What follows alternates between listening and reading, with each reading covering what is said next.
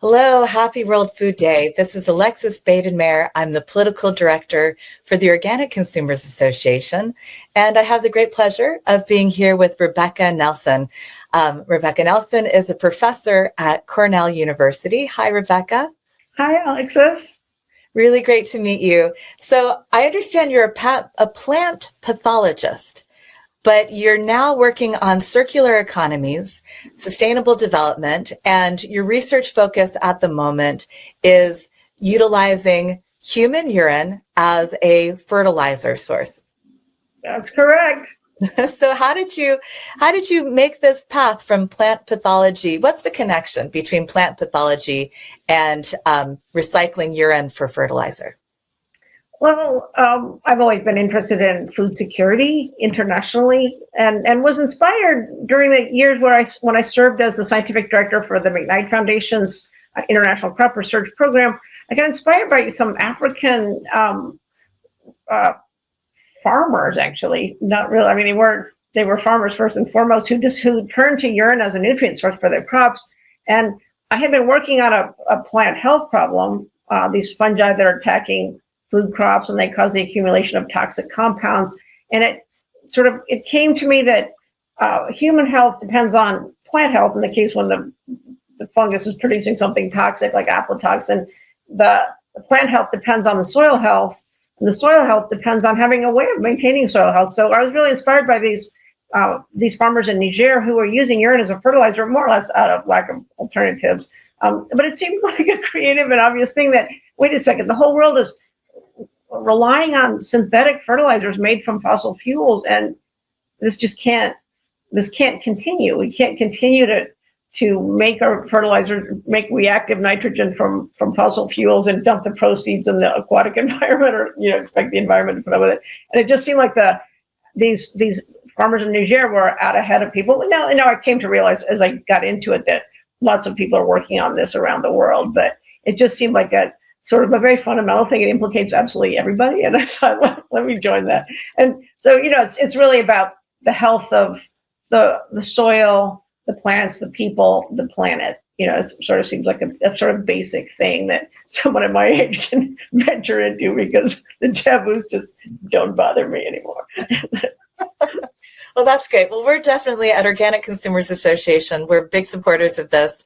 We've got composting toilets, Clevis Multrum toilets at both of our farms in Minnesota and in Mexico. So I'm really excited to learn from a scientist about this, to learn more about this topic. You've put together a special World Food Day presentation. You want to take it away? Yeah, sure. Happy to. Thank you. All right. Thanks. Okay, so we'll see if it shows. There we go. Thank you. So Alexis, thanks again for this invitation. I'm really honored to be part of the People's Food Summit. I really appreciate the invitation. And let me get into it. So today I'd like to talk about circular economy in general, and then bionutrient circularity, talk about P and how we're using it, and why I think this is important. So the middle graph there shows sort of my lifetime in global cereal yields. So grain yield has doubled, tripled over my lifetime. These graphs tend to start in the year of my birth, 1961, and at least until this graph ends, things are going pretty well. You can see it might be flattening out there. But we've achieved this vast grain production feat by using fossil fuel derivatives and mined minerals, and this, of course, has been able to feed a lot of people, of course, but it's also caused a lot of problems in terms of pollution, loss of soil health, and other issues. So I'm sure this audience is well aware of those goods and bads of the linear economy based on synthetic fertilizers. We can see that of all these ways that we're violating the planet's safe boundaries, the green in the middle is the safe boundaries, and we exceed those in terms of these phosphorus and nitrogen nutrients are just completely out of whack. It's messing with genetic diversity, certainly messing with freshwater health. And novel entities means contaminants.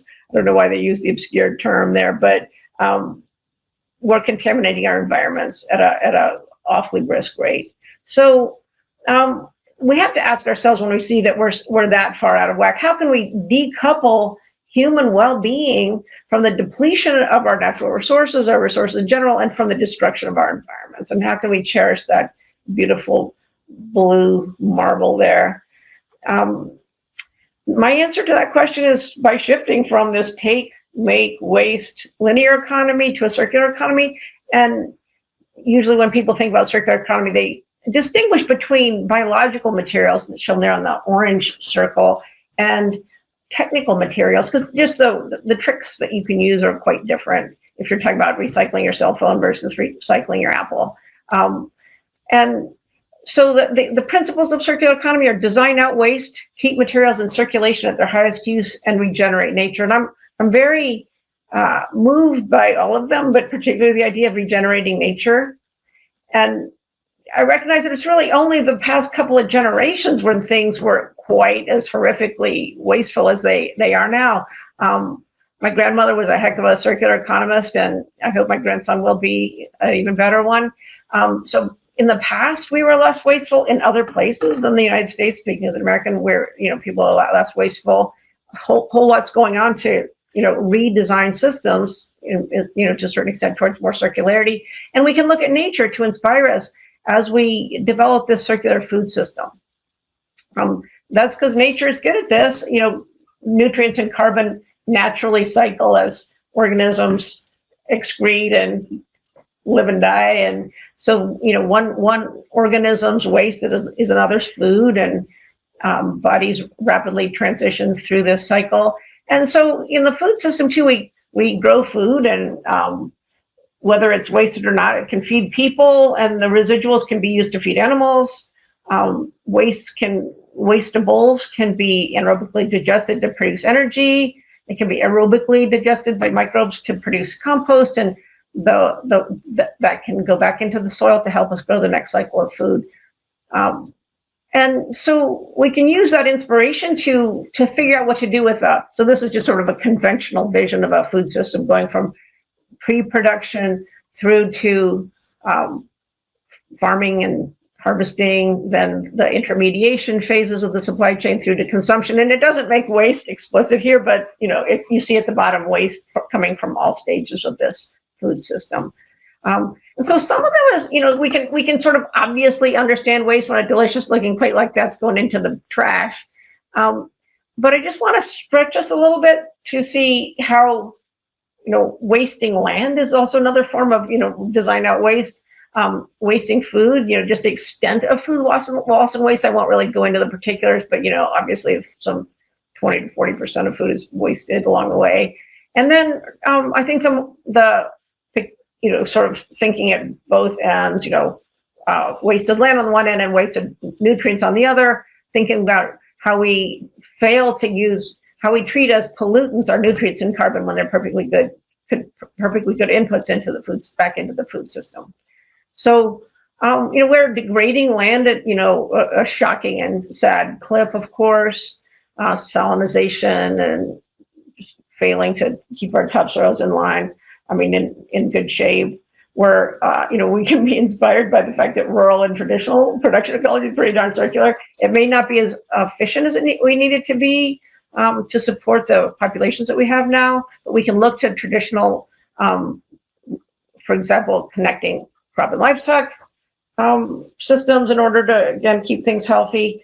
We've dislocated spatially in the United States animal production and plant production to such an extent that they don't benefit from the obvious circularity that is possible, and there are efforts being made to improve that again. And I think it's, again, a little bit of a stretch sometimes for people to understand how eating beef, which has got the biggest greenhouse gas cost of anything you could eat, is a waste of land also, because if you look at this, beef is at the top bar there, you can see it's got the highest greenhouse gas of anything, again, anything you put on your plate. A lot of that greenhouse gas comes from land use change. So we burn down the rainforest to produce more, whether it's more beef or more soybeans to feed those cows. Yeah, it's mostly what they eat. Like if they were grass-fed, they would be part of the circular system, sending nutrients back into the soil. Depending on how you got that grassland, right? If you got it by taking down the Amazon, yeah, I guess no, right? No, mainly. So yeah, so depending on whether or not if it's grass-fed on grassland, then that's fine, right? Again, there's a lot of former rainforest that's now degraded pasture, unfortunately. So then sort of, that's kind of like land use, how we're misusing and overusing land to various extents. And then throughout the agri-food value chain as conventionally viewed, from production, processing, retail, and food services to consumer, there's a tremendous amount that gets lost and wasted along the way with excruciating cost and greenhouse gases for what we wasted and what we have to produce to make up for what we've wasted and so on. What happens when the majority of it goes into the landfill, which it does. So we can do way better there. And then the last item here is, excreta, which we don't always see as being part of the food system, but that's me enjoying one of my fancy porta potties here. So I'm going to shift now to a focus on this issue of the circular bionutrient economy, because that's kind of my jam these days. So like I said, when we were chatting at the beginning, Alexis, this inspired by these farmers in Niger, I'm like, whoa, wait up. Plants breathe for us and they feed us, and we breathe for them. We breathe out CO2, they breathe out oxygen. They give us food in complex carbohydrates and proteins, and we can dish it back in the way it comes out of us is plant ready, no further transformation needed, very friendly for plants right there. And we call that circular bionutrient economy, and the world would be a better place if we practiced it, and we used to. So these are a couple of pictures from Europe and Asia, respectively, there, just showing farmers applying human excreta to their fields, which is how you would normally maintain soil fertility. But particularly with these extracted inputs, mined and manufactured fertilizers, and this sort of hygienist movement, there a pretty serious taboo has come down upon this practice, and so it's sort of somewhere between forgotten and forbidden, between these two impulses. So on the one hand, we can see synthetic fertilizer as being, I think, unequivocally and unchallengedly the #1 achievement of modern agriculture. By being able to make those fertilizers, that's how we jack those yields up 2-3x. And we can say it was, plant breeding, Norman Borlaug, but really, what was he doing? He was breeding plants that could put up with all that nutrients being put upon them. And then the public health establishment took a vote on what was their greatest all-time hit, and modern sanitation was the hands-down winner. Something along the lines of 99% of votes went to modern sanitation, because that's been this huge enabler of urban life. If you can flush and forget. So you can see sort of these two huge innovations of modernity, each sort of playing out now as a catastrophe as well as an achievement. And if we can bring them together, we can sort of proceed into the future. And we really need to do that by now. We're depleting our soils. The nutrients are going into the urban and aquatic environments at a brisk clip. We need to bring that carbon, and NPK here stands for, sorry, I should have said that earlier, nitrogen, phosphorus, and potassium. I'm assuming people are aware of that, but if they're not, apologies. So NPK, nitrogen, phosphorus, potassium, those are the big 3 nutrients that are present in a bag of fertilizer.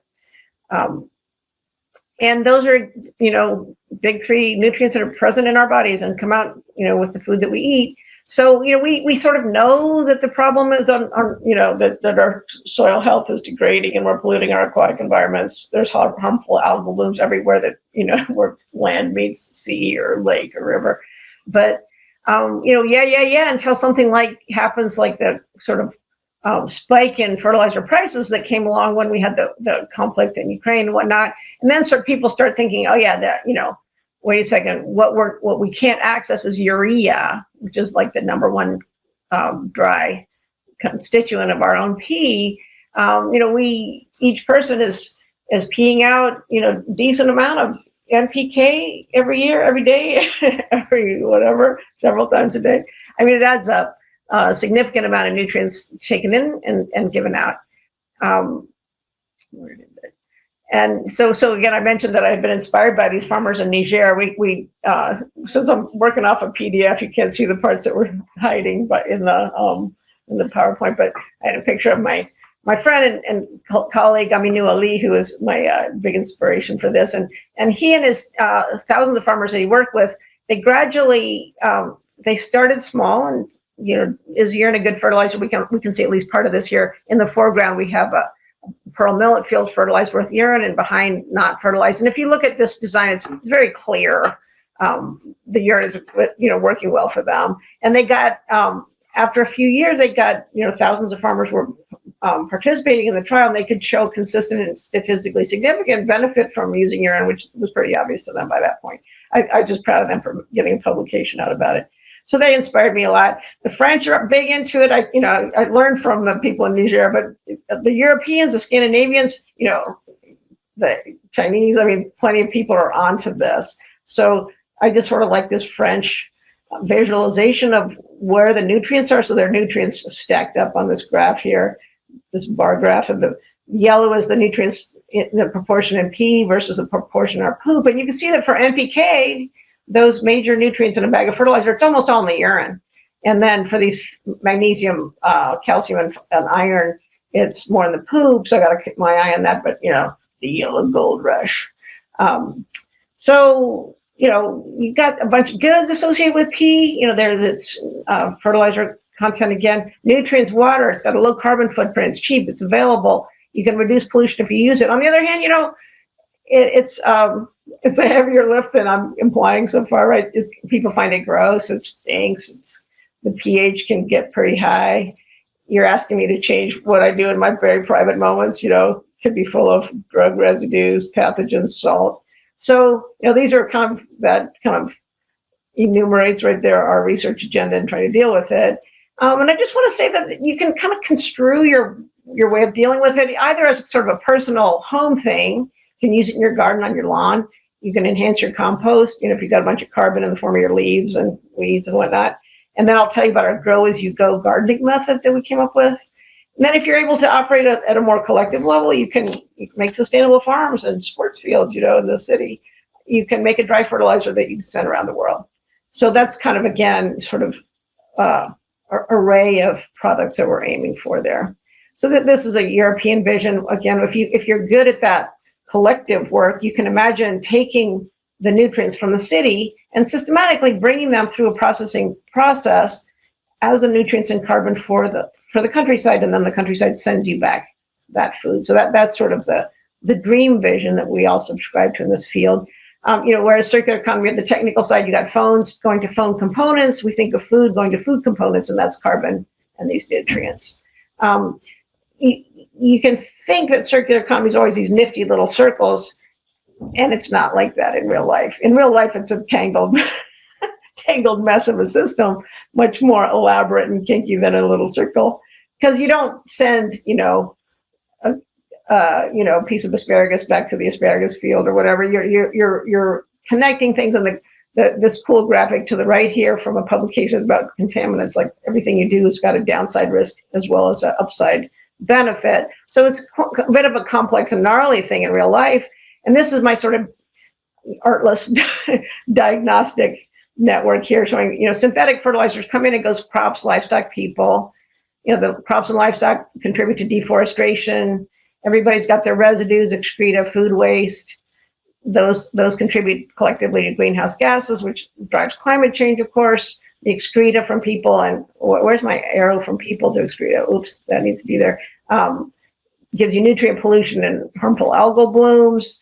And the dream vision, everything kind of connects better by we've reorganized our people, animals, and crops into a circle and brought insects into the mix to be able to move our excreta and our crop residues through biological and thermochemical processes that collectively kind of keep those nutrients in the system and avoid them going out into the environment.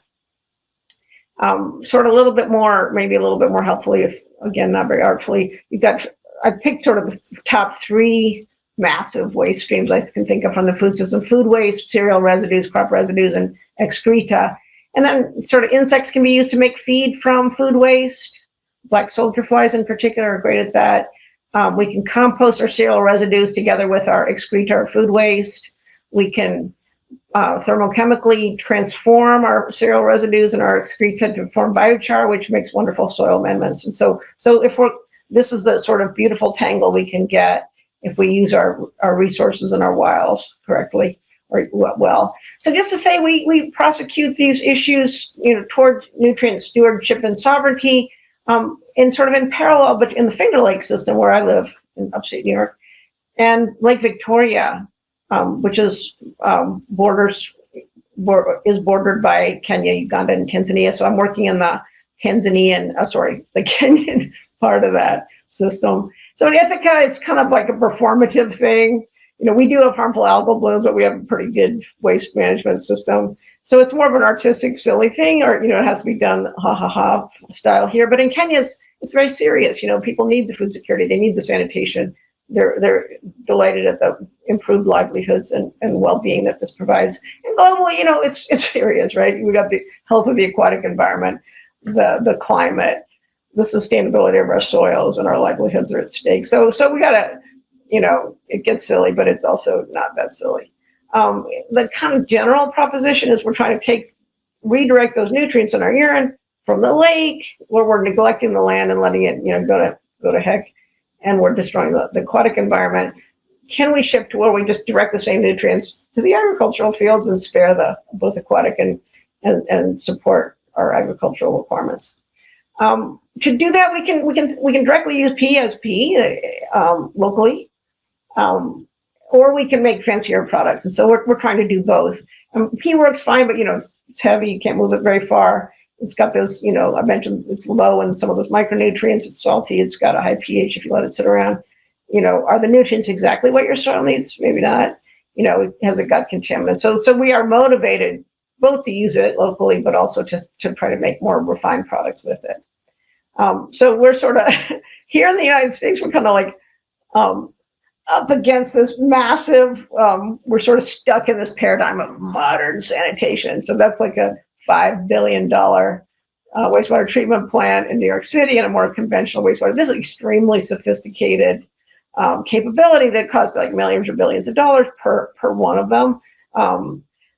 And once you've got it, it's hard to just move on to something else. So we're sort of locked in on that. Unlike our counterparts in Africa. So we look sort of silly and David against Goliath there. 80% sewer, 20% septic, and like almost only 500,000 people are not served at all. But 80% of people worldwide are not served by modern sanitation. So here's our little David against Goliath. We invent a whole bunch of source separated potties. I think we're upping our game every time and having a lot of fun with serving at festivals and whatnot. We got some public health students have helped us out with some propaganda. We have these little source separating potties in the buildings around here.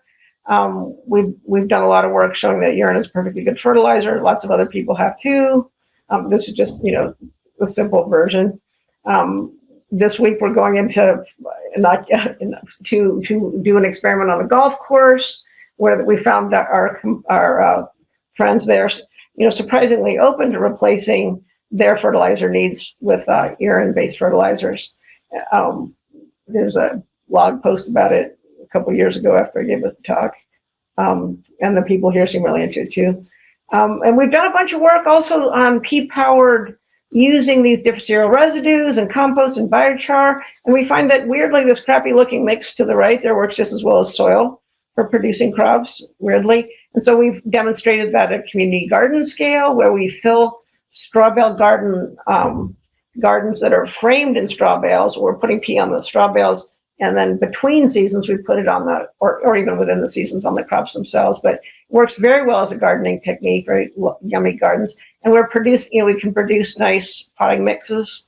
Biochar has good effects on that. Anyway, so it's interesting to think of the role of biochar in the whole system. Looking at the clock there, Alexis, am I going too long? Anyway, so the presence of the biochar has significantly helps the breakdown of the material, and it gives a material that has better water holding capacity and breaks down quicker. And in the literature, has a lower greenhouse gas, and in some of our experiments also shows a lower greenhouse gas level. So just saying that in Saudi Arabia, where I'm going to go visiting in a couple of weeks, they've sort of scaled this up to the citywide level, taking various food waste and food system wastes and producing biochar that they use then to green the desert city, which is pretty impressive. Like, for example, chicken poop from a chicken farm, really making this sort of permanently, they feel, lush green city that just makes it the quality of life much better, reducing the temperature and whatnot. So we have a big active group of people very, very interested in biochar and similar in East Africa. My colleague Johannes Lehmann quoted here in the Financial Times commenting on how entrepreneurs are interested in pea cycling, but they're also very interested in biochar and pea cycling together. So Johannes has been instrumental, and I've been very active in this, and so have many others in this regional network here that's got a ton of energy around this. And my own collaboration going for the last few years is with Professor Charles Midega, based in Kisumu, which is a little bleb off of the larger Lake Victoria. And you can see from the satellite view here, the smaller body of water is where there's a city on it, is very, very contaminated, and it's causing periodic fish kills that are quite frequently there. So we've got a great team of people, a bunch of Cornell students and African talent there, having a great time working together. One aspect of it that I'm really excited about is this collaboration between a container-based sanitation company and a local youth slum dwellers association, the Kisumu Young Agripreneurs, who are super keen to make fertilizer from the sanitation products. The sanitation company is a subsidiary of Sanergy, where they service about, probably 150,000 people in Nairobi, and they have a smaller, so they have two subsidiaries, two out of the three are shown here. Fresh Life does sanitation, and Regen Organics makes fertilizer products from the poop, and Black Soldier Fly feed from the poop. And so Kisumu is a secondary site where they haven't gotten the Fresh Life, the Regen Organics part going yet. So it's sort of an opportunity for us. So they've got a toilet factory there in Kisumu. It's right on the wastewater treatment plant's footprint. And then this is the Kisumu Young Agripreneurs. Roy is the head of that. Awesome guy. Here's my collaborator, Charles, and a couple of Cornell grads.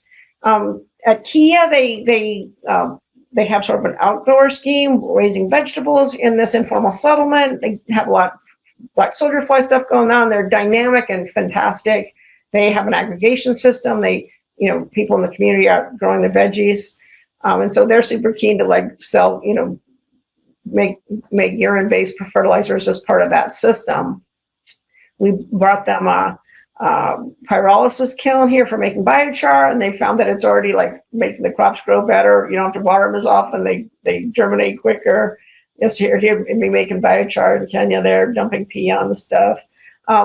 We found that our pea, this is like water quench char control, nothing, urine chemical fertilizer, and pea quench char. And yes, the pea quench char can be as good as, statistically as good as the synthetic fertilizer, but I've done a lot of experiments with this stuff, and I wasn't too happy about its performance. So, sorry, here's us cutting a deal between the Fresh Life, the Kiwasko, the Water and Sanitation Authority, and then the Kia, the Young Agripreneurs, and the Informal Settlement, and then us university folks teaming up. So we've got a deal where we're going to be servicing 80 toilets and trying to make fertilizer from that as our initial go around. So we started figuring out how to I wasn't crazy about the quenching methods, I started to say. The numbers I was getting from the bioassays and from the chemical analysis just weren't impressive to me. Like we're getting like 10, 20-fold more nitrogen on these biochars when we're doing this alkaline dehydration method. So we've kind of really gone to town on that. When as I left for Kenya, I'm like, oh, we're killing our plants and they're not doing very well. But then while I was there, like the bioassays proved that actually this stuff is great. There's just too much nitrogen. So I just had to back it down. But the stuff grows really no fertilizer, full synthetic. And then our stuff normalized for nitrogen is still just like really doing well. Doing well in the assays. So I won't go into details since I'm running short on time. But, also, now the Golden Grow product is doing well compared to the controls in Kenya as well.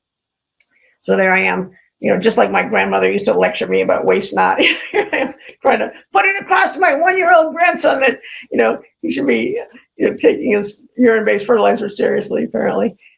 So we're trying to beef this up, collecting on lime to keep the urea from hydrolyzing, dry it on biochar.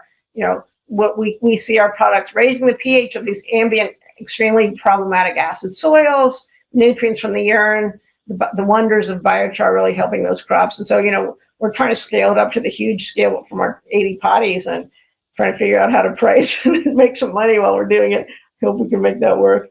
Then we're also working with rural people. We were collaborating or working with an organic training center for a few years and just not getting a lot of traction on the urine-based fertilizer. But one guy took a real big interest, and then Harun, a farmer leader, the facilitator from the organic center, Manor House, was working with, they got psyched about producing these pea-powered composts. So we got Harun then got his whole community interested and started doing experiments. The Sustainable and Organic, what's it stand for? Sustainable Organic Food and Development Initiatives. Another partner working with a lot of farmers who are by now super pumped about urine-based fertilizers, and then another big farmer network. So we're working with 3 big farmer networks by now, sort of, just starting to take off with farmer interest and starting to develop farmer research networks to build the evidence base and the conviction and the skill to really make this work. So anyway, we're starting to wrap up now. It seems kind of obvious to me at this point, and yet there's huge cultural and social barriers. It's still seems gross to people. There's a lot of technical things we need to figure out. You're having to develop a whole operational system. There's legal and regulatory hurdles that we need to overcome. One issue of concern is pharmaceuticals. There's emerging evidence that it's not that much of a problem, but it's kind of hard to give a definitive answer for a question that big. Thousands of drugs out there.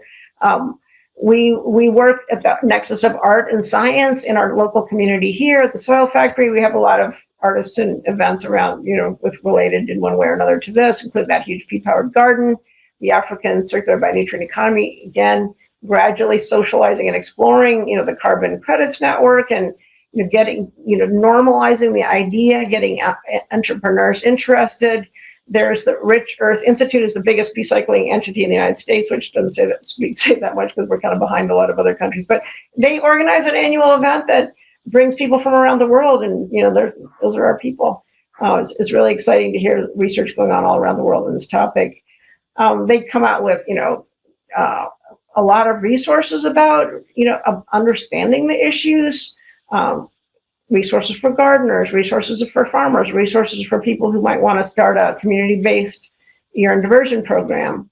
And I feel like, again, it's sort of silly in the United States. I mean, what's the point, really? But, I think sea level rise is going to come for our plant. If Plan A is a $5 billion, $10 billion, the latest one proposed in New York City, $10 billion price tag, well, sea level rise is going to take that out. That's infrastructure at the very bottom of a gravity-fed system that's at the bottom of the watershed, and every coastal wastewater treatment plant seems to me to be doomed by just the inexorable reality of climate change.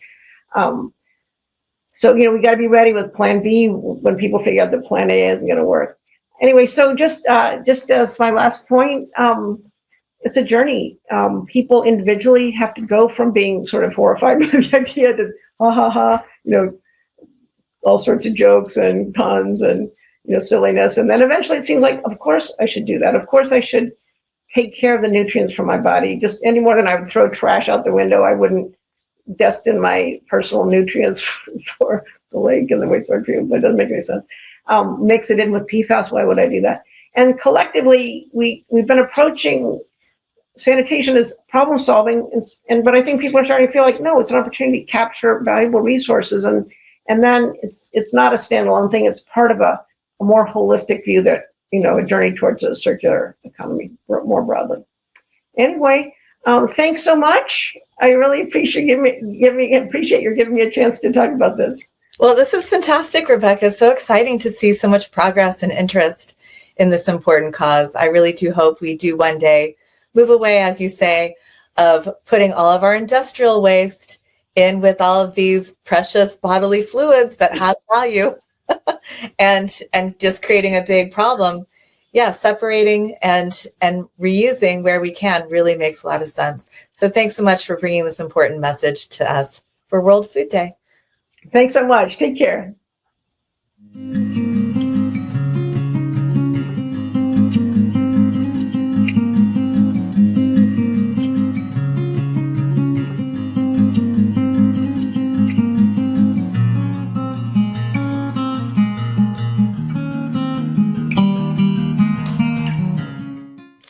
Hello, happy World Food Day. I'm Alexis Badenmare. I'm the political director of the Organic Consumers Association, and I'm here with Zeead Yaghi. He's the author of this report, Pathways Toward Food Sovereignty in Lebanon. We'll be talking about Zeead's report. Zeead, so wonderful to meet you. Thanks for joining me today. Hi, Alexis. Thank you for having me. It's a real pleasure and it's a real honor. Well, this is such a fascinating report that you put together. You had the opportunity to travel through the countryside in Lebanon, meeting people from all of these fantastic agroecology and food sovereignty organizations. We have some photos here. You can just briefly describe each organization. Yeah, so this is MADA. This is a sort of an organization founded in Akkad in northern Lebanon that strives towards agroecological principles and agroecology in the region and supports local farmers in the region access to the market, and basically allows and sort of organizes with them to advocate on their behalf. A lot of these organizations that I've interviewed are kind of doing sort of the same thing, but in their own spaces, in their own kind of parts of the country. There is, we can talk about it later, there is sort of a movement towards combining efforts. And so that people don't do twice as much work in terms of the advocacy. But yeah, this is Mada. This is sort of in northern Lebanon. And this is Jibal. Jibal is they're based in Beirut, but they're more research focused and research oriented. They produce countless literature, very important literature on food sovereignty and food security in Lebanon, or lack thereof. They also, as well, like Mada, do sort of on the ground engagement and training with farmers who wish to switch to more sustainable growing and sustainable farming. They also opened a market, a farmers market in Beirut, which they then eventually over a couple of years have allowed the farmers themselves to own it and run it. So they're all about empowerment, but also they're very important with regards to like the research that comes out of the region. Very cool. So Badaro Urban Farmers Market, they're a really cool bunch. They were founded by somebody who basically wanted to was somebody who worked in the corporate world, but wanted that his family in Lebanon had access to sort of healthy, organic food. And so they started organizing in Badaro, which is sort of a more chic bourgeois neighborhood in Beirut, where they, again, one of the biggest problems that we have, we'll get to this later, is sort of access to the local market. So Badaro Urban Farmers Market, they started contacting local producers that not just do food, but also soap, other kind of craftsman stuff. This person now they're part of a coalition of farmers market that are popping up across the country to again facilitate the access to the consumer of agroecological and sort of sustainable farming and sustainable producers. Arc-en-Ciel is sort of the big sort of group here in among the people that I interviewed. Arc-en-Ciel have been there for a while, I think almost 30 years now. They are a big sort of organization that a nonprofit that do several things. They're involved in sort of conservationship, so they protect and take care of a huge swath of land in the Bekaa and sort of the central plains of the country. That they also run, where they also take care of animals and everything. They also are trying to present themselves as an organization that can provide local alternatives to sort of farming resources that farmers need, like pesticides, like all of that. So they're one of the ways that they fight for food sovereignty is to basically try to provide through local manufacturing and local industry a lot of the resources that farmers need, so that they do not depend on sort of the global market to buy the stuff, so that they can have it cheaper, more organic, and more sustainable. They also have something called Beit al-Muzara, or the Houses Farmer, which is also another version of these sort of farmers markets, where they collaborate with up to 200, 300 farmers in the valley, offering them spaces to sell their products in it. But they also, I think they are kind of the more organized, more hierarchical, and maybe, they're not exactly the most radical of the organizations, because they do think of working at scale and working at a certain volume that maybe a lot of the other organizations are a bit sensitive about, but we can talk about that also later.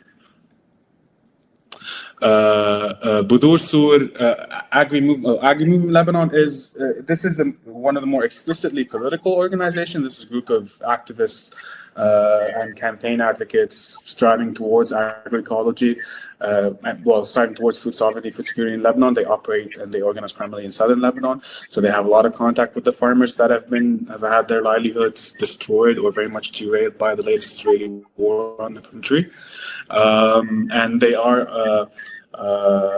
on the front line of sort of advocating towards farmer-centric and food sovereign solutions with the Ministry of Agriculture. They are sort of, again, more on the radical end of the political spectrum that we have here.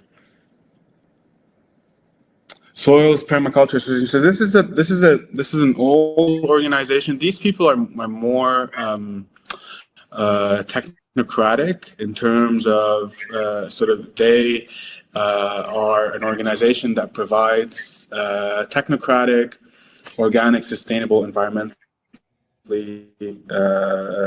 sustainable solutions and support for farmers who wish to switch from sort of growing at who want to switch towards the agroecology principles. And it's more of a network of agricultural engineers, chemists that are in touch, that are living not just in Lebanon but across the country, that are in touch with other similar organizations around the world that share expertise. They're the more sort of technocratic group interviewed in the report.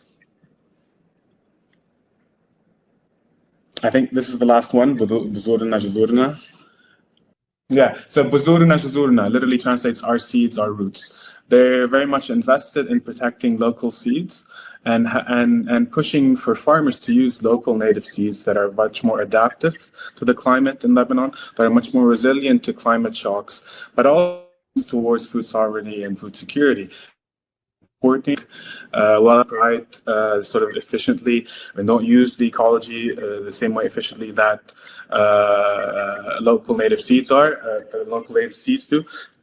This is one of their jobs. So they have actually founded a bunch of seed banks in the bank in the valley, in the Bekaa Valley, in several villages, and they're hoping to actually turn this into a national program. They also very much they're also like a farming cooperative, so they basically use agroecology principles to produce multiple crops, multiple stuff that grow natively in a sustainable manner, which then they sell in their own sort of, which they sell themselves, or they sell at other farmers market. They have they're the most sort of, I think, radical of kind of the growers or the farmers that we have within this group that I've interviewed. They're very, very impressive. They have a very sort of long-term vision of what they're trying to do. But yeah. Yeah. Well, this is so inspiring to see what's happening in Lebanon in the face of huge challenges. My organization, Organic Consumers Association, we got our start in the 1990s, and ever since then, our most popular campaign has been Millions Against Monsanto. I've worked on that campaign since 2005, but I only recently learned that pesticides and genetically engineered seeds are not the only way that Monsanto, which is now owned by the German corporation Bayer, is poisoning farmland around the world.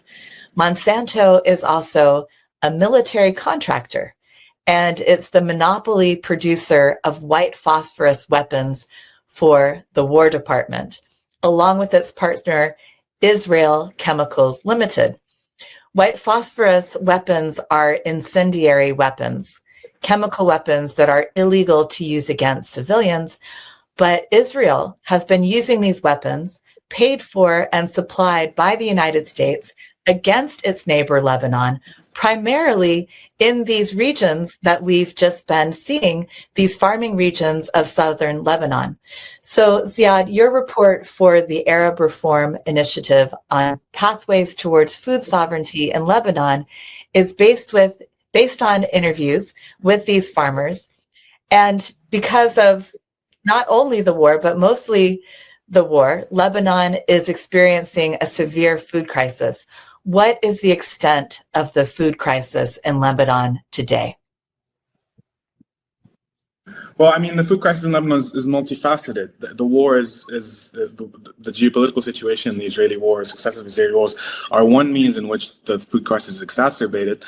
But there are multiple reasons why it is the way it is. So Lebanon is a country that is sort of almost 80% dependent on exports for its foodstuff, its food production and consumption. We have a lot of deficit when it comes to fruits, dairy, animal products, and most importantly, wheat and bread, which is sort of the basics of sort of the nutrition. So the reason why we have this deficit and leading to a food sovereignty and ultimately food security issue is long-standing political economic choices taken by sort of capitalists and traders in Lebanon in tandem with the Lebanese government to reorient our political economy and agricultural sector towards sort of export-oriented and food-imported sort of system. So since the 1960s, when especially the Lebanese government started to invest in agriculture in the country, it has mostly invested in crops and in produce that can be sold at a profit outside, within the logic that this would bring some money to the treasury, and this would bring some money to farmers, and most importantly, it would bring money to a few monopolists in the country that have sort of the monopoly from the state to import and export food. Okay, so this basically has created a deficit in terms of what kind of food, what kind of agriculture can be supported, what kind of agriculture can be invested in. So this is the situation that we have born out of the 60s and the 70s. Once after the Lebanese Civil War happened and sort of the retraction of the state and retraction of public funds from support of agricultural investment, we're entering here in the 70s and the 80s and 90s, this neoliberal era. There is less public investment in, of course, in the agriculture, but it's replaced by private interests and sort of international organizations such as the World Bank or the IMF or FAO that are then, they themselves are sort of now providing the capital for this export-oriented sector. So in a way, the orientation or the logic of agriculture, of the agricultural sector in Lebanon stayed the same. It's still interested in providing exports that can bring some sort of revenue to the treasury and to businessmen. But the funding has sort of shifted from public funding to international organizations, debt, and private financiers. So what does this mean? This means that a country which is very much has high density of population but has small patch of land is now very much at the mercy of the global the global market and the fluctuations of the global market, and at the mercy of the geopolitical situation. Because if you're depending on basically imports to provide food for those who live there, that means you want to have always access to hard currency, so the US dollar, and you need sort of peace, and not sort of an expansionist colonizing state at your border, going to war with you every 5 to 10 years. So this puts us in a very precarious situation, because what happens when Israel decides to, okay, I'm going to launch a military campaign on Lebanon, Israel will threaten to, let's say, bomb the airport or bomb the port. These are the two access points that allow food into access into the country. What happens when there's a financial collapse, as Lebanon witnessed in 2019, 2020, engineered by the state's elites and engineered by the political regime? The hard currency that is available to buy or to subsidize imports is gone. So that is very much a sort of a recipe towards famine, towards disaster, in Lebanon. So we're always walking a very, very fine line, because we are extremely dependent on imports for our food security, and because our food sovereignty is very much non-existent with regards to because the farming community and the agricultural sector that are supported in the country are only supported towards producing stuff that can be sold abroad. So that is kind of the fundamental, these are kind of the fundamental and the broad kind of overview of how the political economy of agriculture functions in the country. And it's a result of about 56 years of similar policies. So, yeah. For example, right? Go ahead, Alexis. No, go ahead. No, I was going to say, for example, right now, the World Bank has approved a $250 million loan for the Ministry of Agriculture to be distributed among farmers in terms of contract farming. So what does that exactly entail? It means that farmers will be given loans to produce raw material, or produce, farming or produce farming products that then will be sold immediately to foreign companies.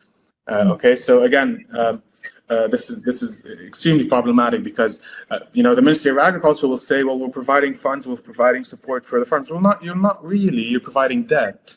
Okay, You're providing debt for them to produce something that then will immediately be sold to outside consumers, to outside multinationals. It has nothing to do with consumption in the country. So again, you're kind of pawning off the small workforce of farmers that we do have, and the small bits of agricultural land that we do have, towards to outside manufacturing and outside companies. This has already started in Lebanon. This isn't new, but the scale of it, this new loan scheme, is very much big, the biggest that we've seen. We do have, for example, French wineries, French companies, basically renting land in the Bekaa Valley to grow grapes for the wines, for example, because the land in the Bekaa is so suitable for specific types of grapes that they like to make their own wine. So already we have bits and parts of the land, of the agricultural land, that is kind of pawned for food companies that are completely outside of the country, that have no benefit to the people that live there, besides, okay, so we're paying wages for a few people to pick up the grapes, okay? This is not a new story. In places like Tunisia, for example, you have hundreds of thousands of acres of producing olive oil that is then sent to Spain so that it can be then bottled as Spanish olive oil. So this is kind of the model that we're all going towards, at least in this region, sort of this asymmetric model where you have rich countries and rich corporations buying up poor labor and poor land in the global south to produce food resources and products that are not going to be consumed and are not going to benefit people in the global south. And so that's kind of where we are today. Yeah, it's suspiciously similar to what happens also in Ukraine.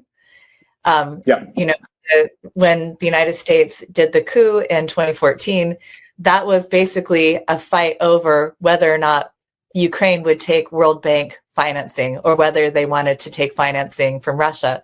But nowhere in there was the idea of food sovereignty for Ukraine. It was just a land grab by two larger powers. And it seems like that's how it's continuing to play out. Yeah, I mean, the irony is that kind of capital has no borders, right? So you can pawn off debt, you can send debt, you can buy contracts everywhere, but people can't move. Right? The people can't move. The borders are very much harsher and stronger for mobility of immigrants, of migrants, of people leaving situations that are in places and destitute. But money can flow, capital can flow easily. So that's kind of the situation that we find ourselves here. And again, for a place like Lebanon that's very small, that has Israel on the southern border, that has sort of now a very precarious relationship with the new regime in Syria, with the new state in Syria. So we don't know. We don't know what the food security situation will look like 5-6 months from now, a year from now. So as long as the Lebanese state and its backers and its funders and the World Bank and the IMF and the FAO that are very much active in the country do not pursue a policy that centers farmers, that centers local production, we are going to find ourselves in successive crises of food sovereignty and food security. Yeah, well, that's what makes all of the projects that you studied in your report so inspiring. I recall, I think I remember that Juzaruna, they had a seed bank that they said could serve all the farmers in Lebanon. That was a report that was in Al Jazeera. They have people are innovative and they're hardworking and they want to create these sustainable food systems and have them be agroecological and farmers in charge of them, collective organizing, all that stuff. So do you think, I was kind of surprised by how many great projects there were in Lebanon. What do you think is the way forward after you've done this report? You know exactly what the problem is, but so many solutions are coming up. Do you think there's a bridge? Obviously, there's a vibrant community of activists and advocates and farmers challenging sort of the established norms that have led us to this sort of series of crises. Buzuna among them, the seed banks and everything. But in order to very much have sustainable long-term solutions, we have to either compel the state to support what we're doing. The state is the law. The state has power. So we can advocate, we can fight, we can yell, we can throw, we can kick. But ultimately, if the Minister of Agriculture wants to run a FAO program, the ministry was going to run a FAO program. So there's, I think, two ways. We have to, I think, organize ourselves very much politically to compel the Minister of Agriculture, to compel the government, and to compel sort of local representatives, be they at a local level in the municipalities, which the organizations that I cited do very well, but also regional representatives at the level of parliament, to basically force the government's hand to listen to our solutions and to apply the solutions that we need and advocate on behalf of farmers. So I think right now we have a lot of solutions, we have a lot of smart people working on this stuff, but we are still sort of trying to figure out how do we force the government to listen to us. And the government has, the government Lebanese government I'm not going to generalize, but at least the Lebanese government since the end of the civil war is in the pockets of bankers, real estate developers, and the tourism industry. So that doesn't mean that it's an uphill battle. That doesn't mean they don't listen to us, because it's a small country. You can do campaigns, you can do media campaigns, you can block the roads, you can push and yell at people. So I think that's kind of where the next step of the fight should be. We have the expertise, but it's not an issue of expertise. It's not a technical problem. These are political problems. These are issues of redistribution of wealth and redistribution of resources. So I think the next step is to develop amongst all of us, people striving towards food sovereignty, security in the country, into coordinating our efforts and pushing the Ministry of Agriculture and pushing the government towards adopting some of the sustainability principles that we know. Speaking for myself, I am aware that you cannot sort of overnight overthrow these people or overthrow the government. We've had multiple attempts of overthrowing the government and that have failed. But I'm also sort of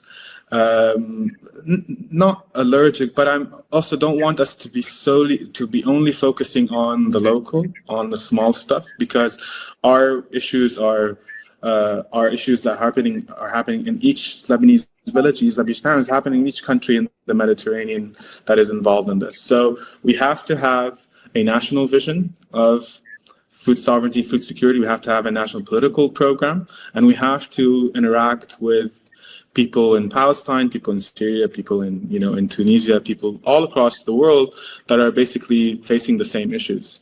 Again, it's not, our opponents are not mysterious. It's not somebody weird. It's not some sort of evildoers. It's the same corporations, it's capital, it's concentrated in few major cities, between London and New York, Geneva. And so there's nothing pernicious or weird happening here. So it's about fighting for the most. It's for most people, it's fighting for justice. So I think at least at a local level, we have to organize ourselves to coordinate our efforts together to push the Ministry of Agriculture to become a Ministry of the Farmer. I'm not expecting that overnight we can become a country that is entirely dependent on local production. So it's impossible. There's not enough land. There's not enough farmers. But I would like for us to not have to depend 80% on food imports. I would like for us not to, every time there's a war, to worry about starvation the next day. So that's on a local level and on Lebanese level. On a regional level, the IMF and capitalists and the World Bank and FAO, they work together in all the countries. So we have to organize with our comrades and farmers in these same countries, because it's the same. We're facing the same sort of opponents. We're facing the same problem. So our opponents think locally, regionally, and globally. So we have to do the same thing. If that makes sense. Yeah, that makes perfect sense. Especially to me, I live in Washington, D.C. And when I came up as a young activist, it was the anti-globalization movement, the protests in Seattle against the WTO, the protests here against the IMF and the World Bank. And this solidarity and action remains necessary. That movement has fallen off a bit, at least in the United States, but it's never been more important than today. Speaking from planet is small, our opponents are the same. It's not strange that poor people in all over the world are facing the same issues. That should be incentive for us to speak to each other and to coordinate with each other, because again, our enemies, the bankers, speak to each other.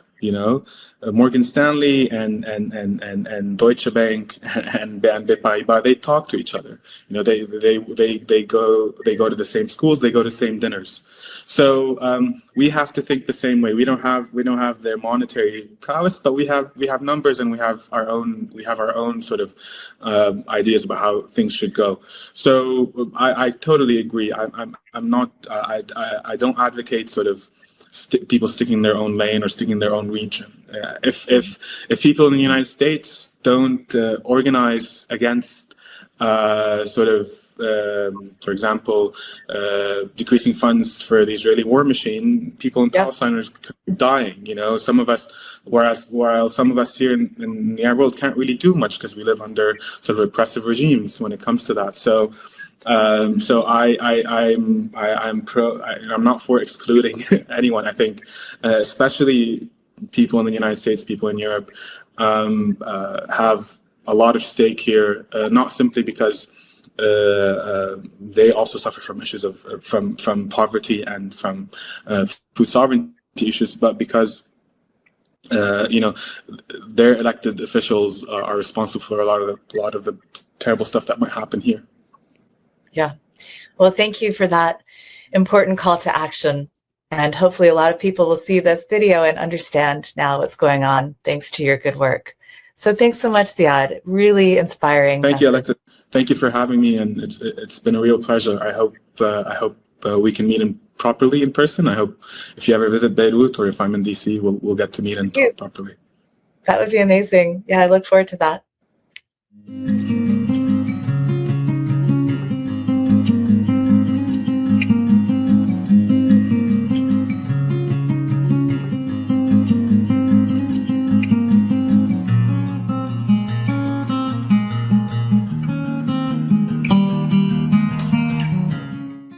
Hello and happy World Food Day. I'm Alexis Badenmeyer. I'm the political director of the Organic Consumers Association, talking to you all from Washington, D.C.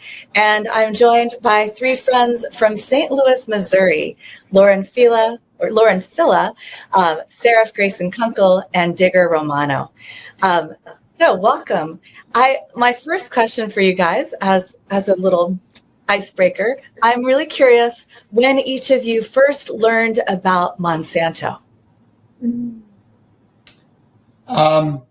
So I first learned about Monsanto, and as far as being an activist and trying to do something, way back, and that would have been in the 90s and into 2000, there was discovered in a small community, Times Beach, Missouri, that a lot of dioxin had been dumped there, and so the EPA became a Superfund site, and it went on and on. But we uncovered concrete evidence that it was actually waste. The dioxins were produced by Monsanto.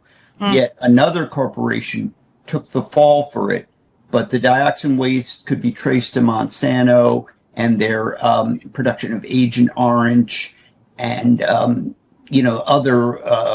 defoliants that they were testing. Agent White, I believe, and so we tried to stop. They wanted to incinerate the soil, so we tried to stop it unsuccessfully, but it became aware of the great reach that Monsanto had in military uses, agriculture, and landscaping uses. Mm-hmm. And how about you, Lauren or Gracynn? Yeah, Monsanto is just a well-known name in St. Louis, and you hear about it from their public relations perspective as this job creator in St. Louis, that is this innovator in St. Louis, and that's kind of what they try to put out there to the general public. But I became more aware of Monsanto and how harmful it was. I'm a physical therapist and have been for about 15 years, and I've had quite a few patients that have suffered the neuropathy side effects of Agent Orange, and looked into it more from there and really had my eyes open to Monsanto's participation in white phosphorus after we started to become more and more active in resisting the occupation in Gaza. And that ties into the work we're doing to fight the ITL facility here in St. Louis too. Yeah. How about you, Gracynn? I actually first heard of them 2 to 3 years ago, I think. I live in the South City area of St. Louis, and we actually get a lot of the fumes from the Superfund site that's in, is it Sauget? Sauget. Sauget, yeah, from Sauget across the river. So firstly, when I moved to this area, I was always trying to figure out what I was smelling in my backyard and why it was so potent. And then, as Lauren said, I became involved in community organizing and activism around, things that are happening in Gaza and also things that are happening in our backyards up here with chemical producers. So that's kind of how I learned about them. Very cool. Well, Digger's activism precedes mine, but I came into this as a food activist working with Organic Consumers Association, and aside from Agent Orange, it never, I didn't really put two and two together. I should have figured if Monsanto created chemical weapons during the Vietnam War, that they probably were a military contractor before that, and that they would probably keep their fat Pentagon contracts. But I only learned about the white phosphorus production, that Monsanto was involved in white phosphorus production, from Mitchell Cohen's book, Mitchell Cohen's Monsanto book. And Mitchell Cohen is a Green Party activist, as I am and as you all are. So that's a nice connection that we share. So I was really surprised to read that in his book. And it sent me down a rabbit hole to learn all the ways that Monsanto had been involved in the military. But I learned about, I'm going to bring my slides up so I can bring up the article that brought us all together. Lauren and Seraph Gracynn wrote this really important article in Common Dreams about what's happening as we speak in St. Louis. So St. Louis not only is Monsanto's hometown, where Monsanto creates their GMOs, their pesticides, and their chemical weapons, including white phosphorus, but their partner, Israeli Chemical Limited, which was also a shock to me. I mean, I was married to a Jewish man. My daughter is Jewish. We raised her Jewish.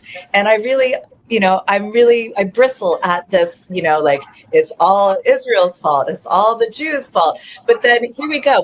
So I like to blame the Pentagon. But here is incontrovertible truth that Israel and the Pentagon work together even to produce weapons in the United States. So Israeli Chemical Limited works with Monsanto, which is now owned by Bayer, to produce white phosphorus weapons.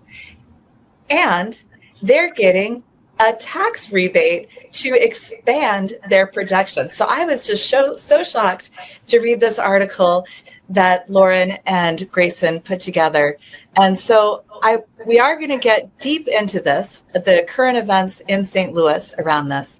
But I think it's really important to start by going back to where Monsanto got its start. And I guess, for my audience at Organic Consumers Association, they're going to recognize things like this. Why is Monsanto pushing food that rats won't eat? That's from animal experiments where literally animals turn their noses up. If they do have an opportunity to, they will choose food that is not soaked with pesticides. So these are photos, Digger, these are photos from protests that you organized right at Monsanto headquarters, yeah? It's been a few years, but yes, we did the March Against Monsanto, which was a national movement. And right, and because their world headquarters was there, we chose that. And we had some really big, hundreds and hundreds of people at some of these. And of course, it was 2018, Bayer brought them, and now it's now their agricultural division of Bayer. It's at the Monsanto, what was the Monsanto? So have they taken down the Monsanto signs at the... Oh, yeah, now they have Bayer signs up. Oh, okay. Of course, they have the Monsanto Fund, it was called, where they buy off local institutions, such as the Missouri Botanical Gardens and universities, by giving them lots of money so they won't criticize them. It's now called the Bayer Fund. Yeah. Crazy. All right. Okay, so these are protests outside Monsanto headquarters. Why is Monsanto suing farmers?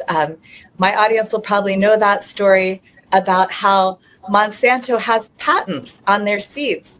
So, they also will just take the non-genetically modified seeds off the market so that farmers have only one choice, but to buy Monsanto's genetically modified seeds. But then they're not allowed to save those seeds. And even if they inadvertently end up having seeds that regrow themselves on their property, Monsanto can sue and prevent these farmers from stealing their license, stealing their intellectual property. That's the theory. And then, of course, genetic contamination of our food, pesticide contamination of our food. And I guess the GMO issue has taken second fiddle now to the pesticide issue. And I think that's only because there's a lot more science on the impact of glyphosate, and the International Agency on Cancer Research said that glyphosate causes cancer. Now there are lawsuits against Monsanto and now Bayer. So these issues have gotten much bigger than I ever thought they would. I've been working in organic consumers since 2005, and it's pretty exciting to see the progress made, at least on the legal level, against Monsanto.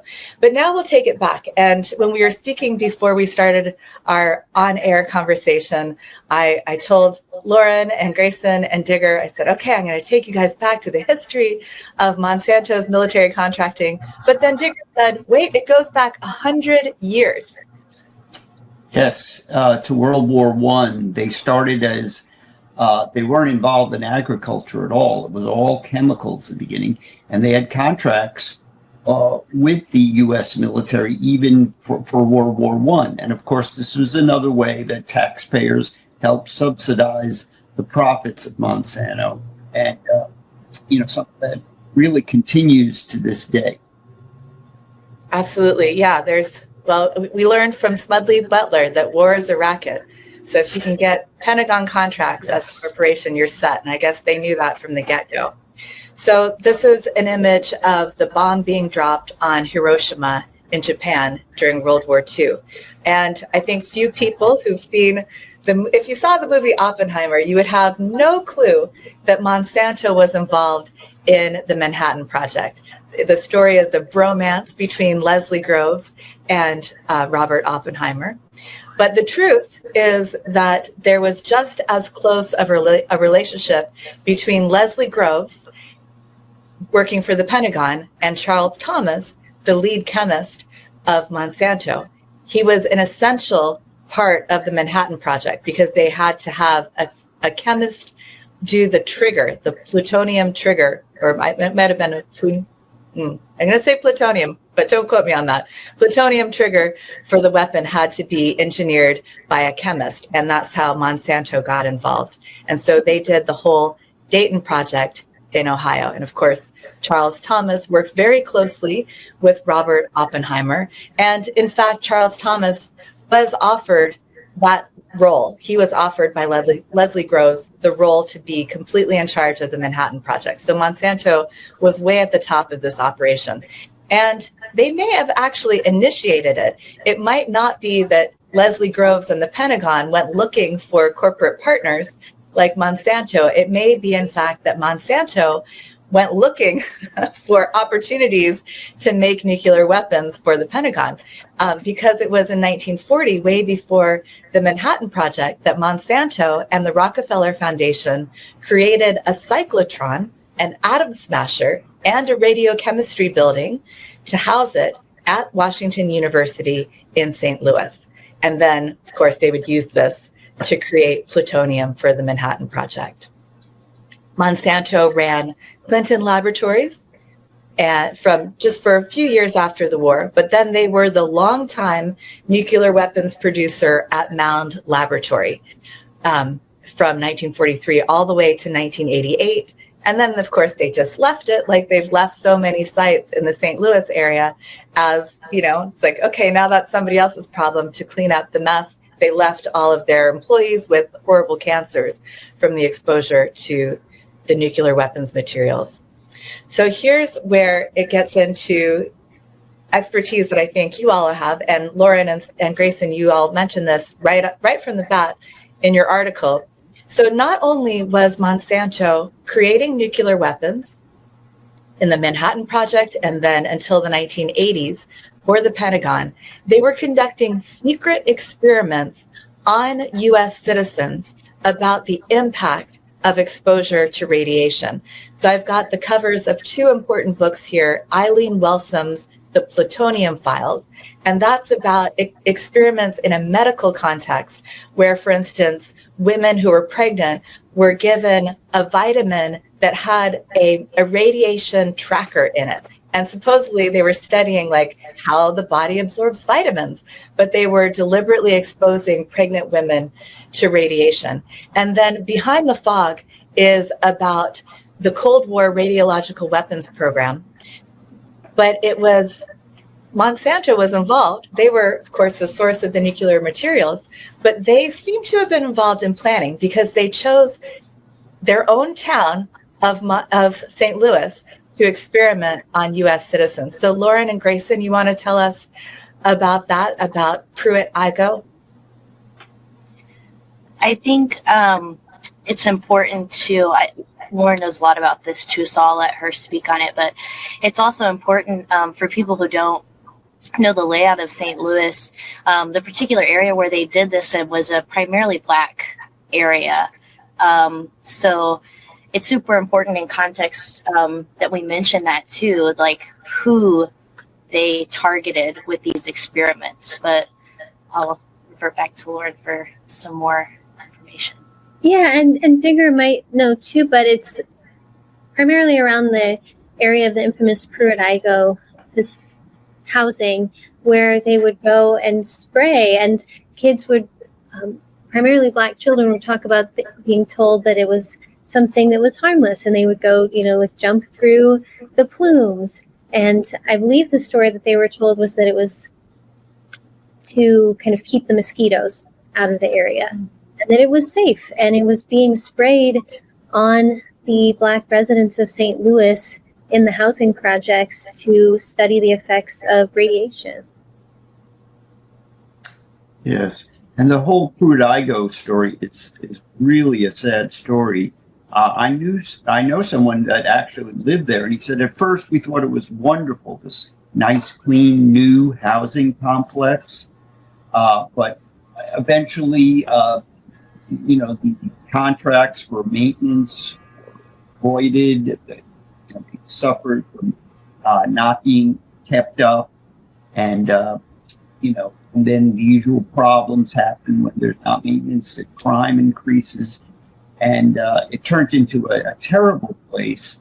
And then, of course, add on that, we have the fogging of radiation on people without their knowledge. Disgusting. Yeah, it's shocking. Mm-hmm. And then the whole housing complex got demolished just 20 years later. They didn't, it seems like they may have been hiding evidence of their experiments. And what would wonder? You think so, Gracynn? Yeah, I was just saying one would wonder why, they don't want this here, why suddenly the whole complex is destroyed and there's nothing else to be said about it. If they make it go away, then it goes away from the public view. Right, that's right. It's not a monument to their misdeeds. Yeah, if it's gone, then people stop talking about it. Wow. All right, so let's get back to your article. And I don't know anything about the local context. You'll have to fill me in about all of that.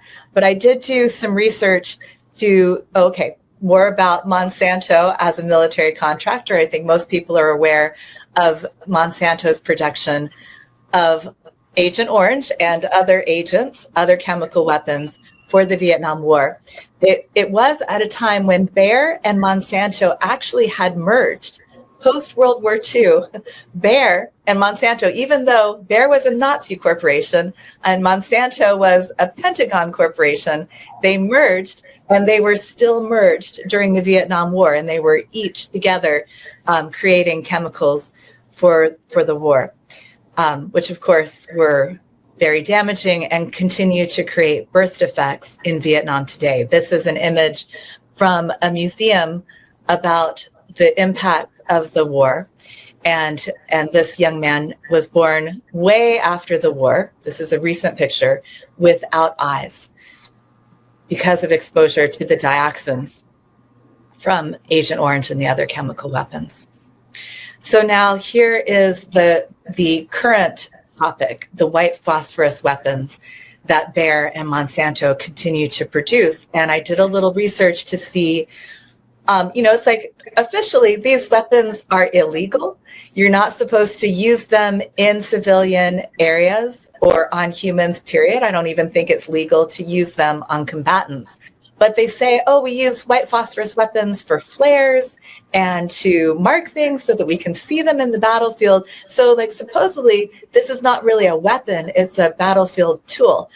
But white phosphorus is alleged and in some cases absolutely proven to have been used against civilians. So there, in the case of the Waco, Texas siege in 1993, this was never proven. It didn't get to court, but there was a lawyer who was collecting testimony from the Delta Force assault team that did this raid, and they gave all of their information to this lawyer, Paul Wiltshire, but then Paul Wiltshire mysteriously died in his early 40s as he tried to investigate this instance of white phosphorus being used against U.S. citizens. Shocker. Yeah, seriously. And then in Iraq in 2004, the Battle of Fallujah, there's a wonderful documentary, hard to watch, but very important. It's called Fallujah, The Hidden Massacre. Because even though the Iraq War was fairly well televised, it was very well managed. And when the Battle of Fallujah happened, basically there was a media blackout. And we, the documentarians who made this movie just happened to be with a bunch of activists who were there to try to provide support to the civilian population, and they were able to document what happened. So I highly recommend Fallujah, The Hidden Massacre, about the use of white phosphorus in Iraq. And then in Gaza in 2008 and 2009, it was a very short but very bloody genocidal attack on Gaza on the part of Israel. I think it lasted only 21 days, but thousands of people were killed in this very short period. And the use of white phosphorus weapons was very well documented. But Human Rights Watch has a report called Rain of Fire. And then this is, most of what happens in war, you will never know about. But there was this one instance that got into the mainstream press of a little girl, 8 years old, Razia Aziz, in Afghanistan in 2009.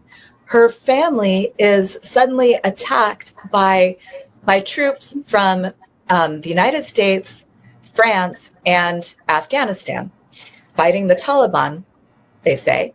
But they hit this poor girl's house with white phosphorus weapons. Her 2 sisters were killed. Everyone in her family was injured, but she was injured the worst. And she was taken to a U.S. military hospital to recover. And the U.S. military completely denied that those white phosphorus weapons could have been theirs. They said, oh, the Taliban must have gotten the white phosphorus weapons. But her father never believed that. And that was a fairly well documented situation. But the United States, I don't think, ever fessed up. And then Saudi Arabia has been using U.S. white phosphorus weapons in Yemen. 2016 is when this was documented. And that brings us up to the current conflict. Right after October 7th, Israel invaded Lebanon and Gaza right away and used white phosphorus weapons in both places right away. So this is just a little timeline that takes us to the main event, which is Lauren and Seraph, Gracynn, telling us about what's happening in St. Louis and why people in St. Louis care so much about this. And you all can tell me how to move through the slides. See, this is Gaza. All right, this is the beginning of your slides. Yeah, essentially, we have a company here, as you mentioned before, Israel Chemicals Limited. They are, along with Monsanto, involved in white phosphorus production and distribution. They have been distributing it to Pine Bluff, Arkansas's arsenal there, the military arsenal.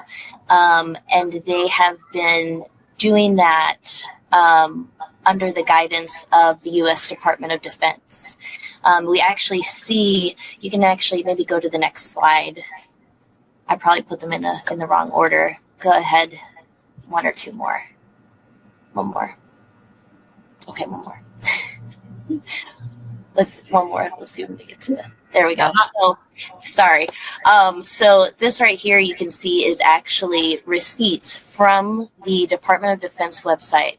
And we can see on that website an escalation after October 7th of the Department of Defense putting in orders with ICL for numerous amounts of white phosphorus.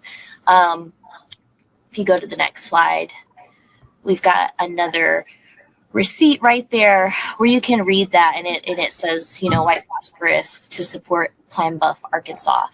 And we've got at the bottom there our sources, which are Amnesty International and the Human Rights Watch, who have verified the artillery shells of white phosphorus that were dropped on civilian homes and refugee camps in Gaza and Lebanon.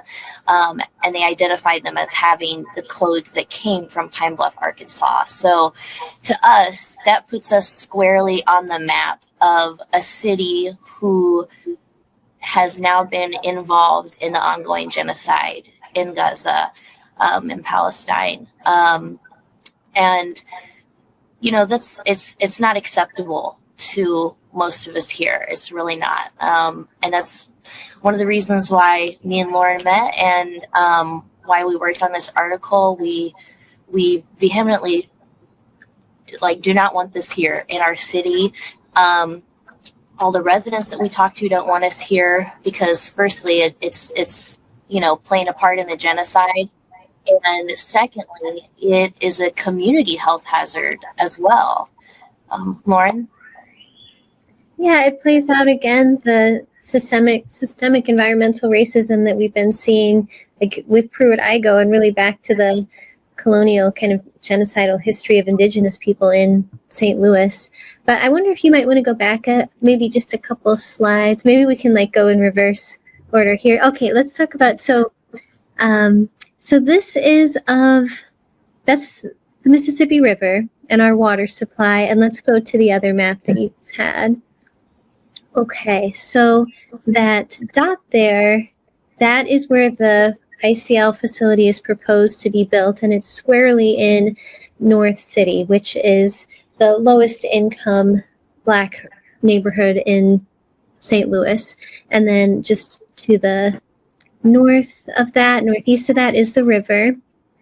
And then this facility would be built within 1,000 feet of homes, residences. There's a school very close by. The O'Fallon Park Rec Center that's circled there, that's very close by, that's where we just had the community response to the tornado that just tore through our city. So this is just very dangerous in this area. It could actually, if it were to explode or to be damaged like in a tornado, it could wipe out the water supply of the entire city and certainly decimate the Black region in St. Louis. Let's go back the other way again. Okay, yes, and this is actually put out by the city. This is hotspots for childhood asthma, and you can see in North City, the highest ratio right in that same area is where they're planning to build this ICL chemical facility. And ICL, which I don't know if we've talked about this yet, they have been listed even by Times of Israel as being the worst environmental offender for Israel, and they've violated the Clean Air Act at their other facility in St. Louis. And so they would be, again, going and committing environmental racism here in North City. And then let's see what was before this.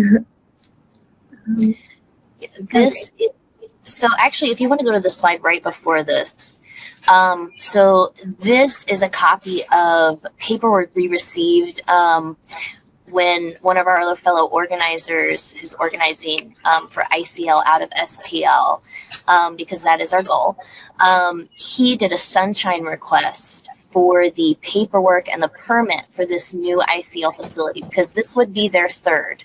They already have 2 others here in South Carondelet, as Lauren mentioned. So this facility would be their third one.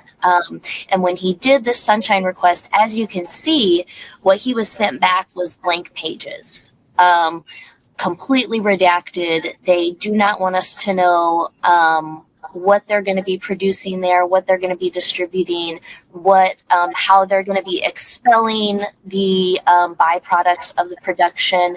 If you go to the next slide, or back the other way, yeah. This slide is the only paper that they gave us that was not redacted. And for those of you who aren't watching, it's essentially just a sheet of certain toxins that they're okay with us knowing will be produced there.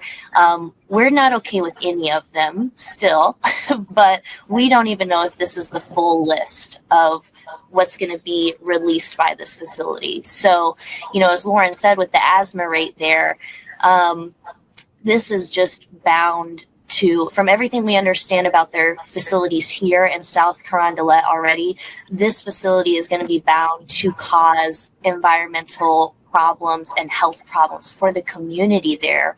At their current facility, like Lauren mentioned, they have already violated the Clean Air Act, and the EPA did find elevated levels of toxins that cause cancer around that plant in that area. The actual facility that they're claiming that they're going to be building is a lithium iron phosphate processing facility. And we know from past lithium facilities and lithium recycling facilities that we've seen in the last year, they are very flammable.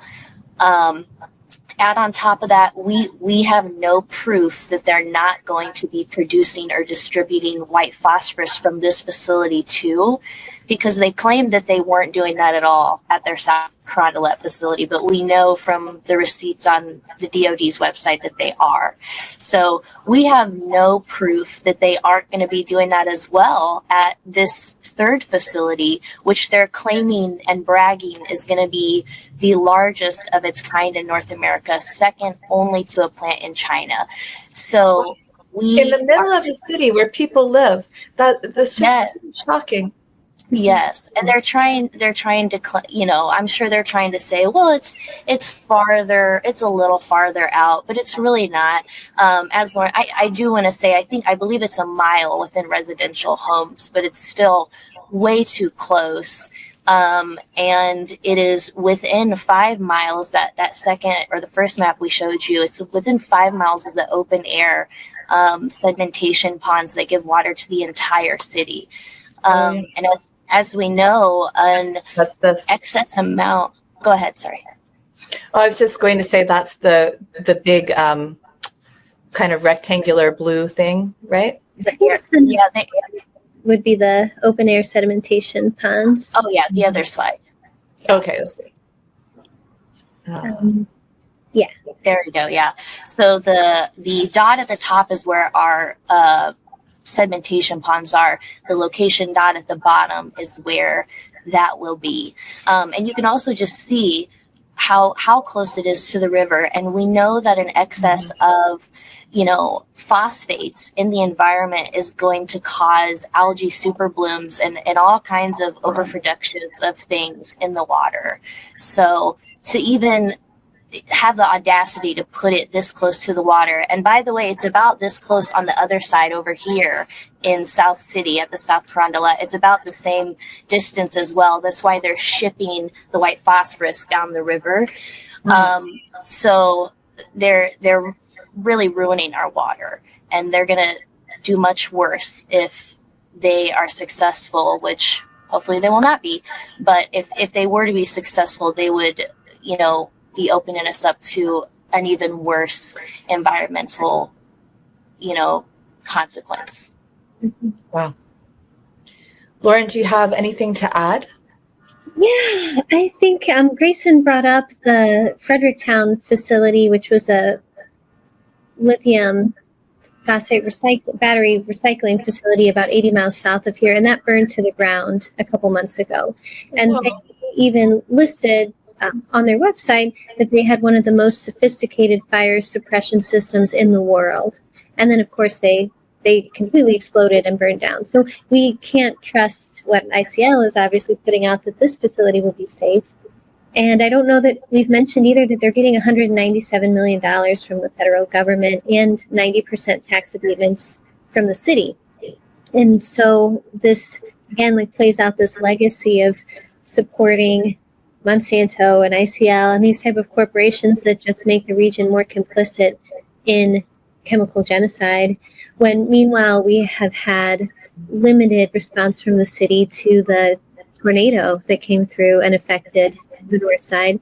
And we also had a pretty prominent case of a Black-owned bakery that the city was trying to stop from opening at the same time, the Uhuru Bakery, while they were also trying to push this through. And I just want to mention real quick, too, there was one hearing that was supposed to allow public comment, and we did mobilize to attend that. But when we showed up, it was the Planned Industrial Expansion Authority Committee meeting.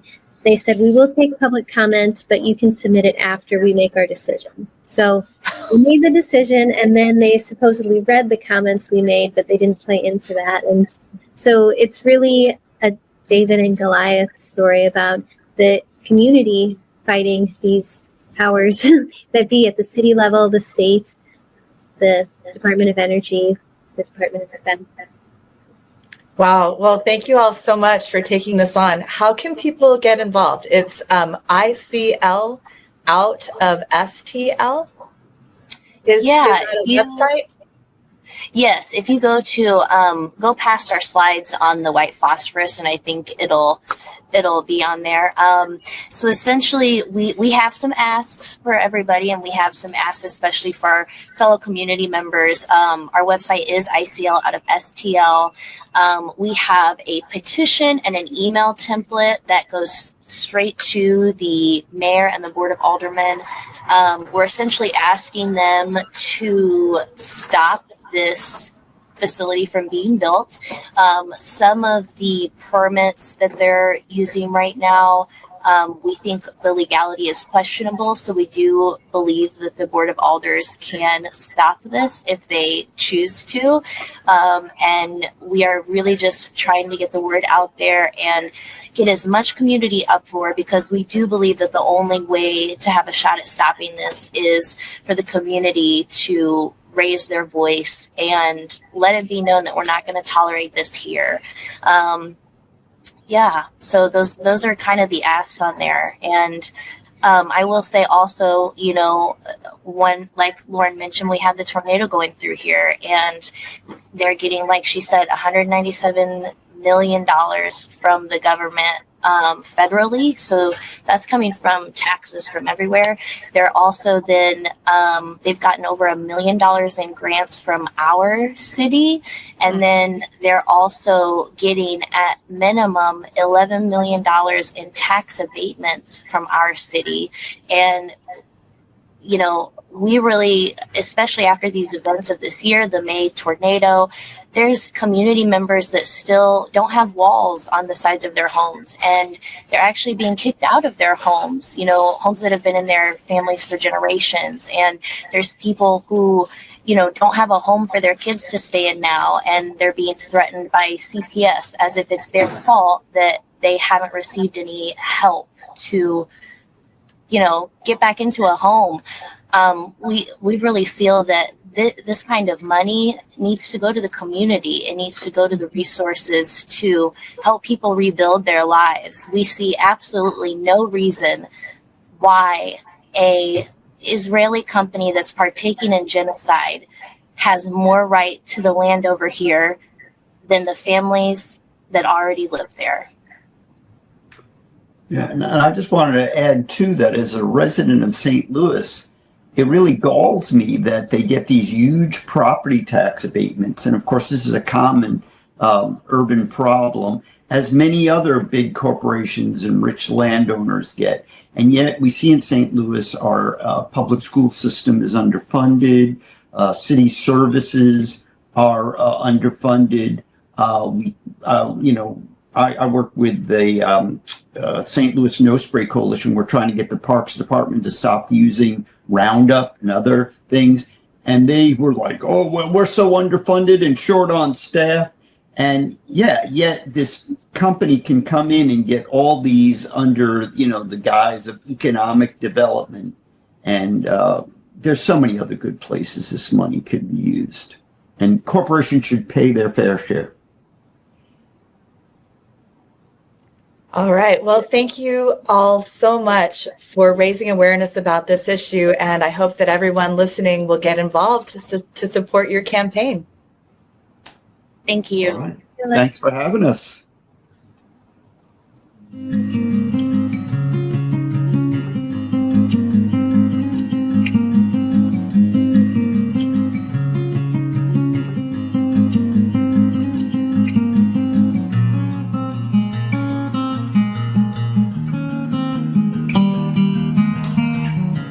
I'm Alexis Badenmare. I'm the political director of the Organic Consumers Association, and I'm joined now by Omar Dieguez and Adam Scow.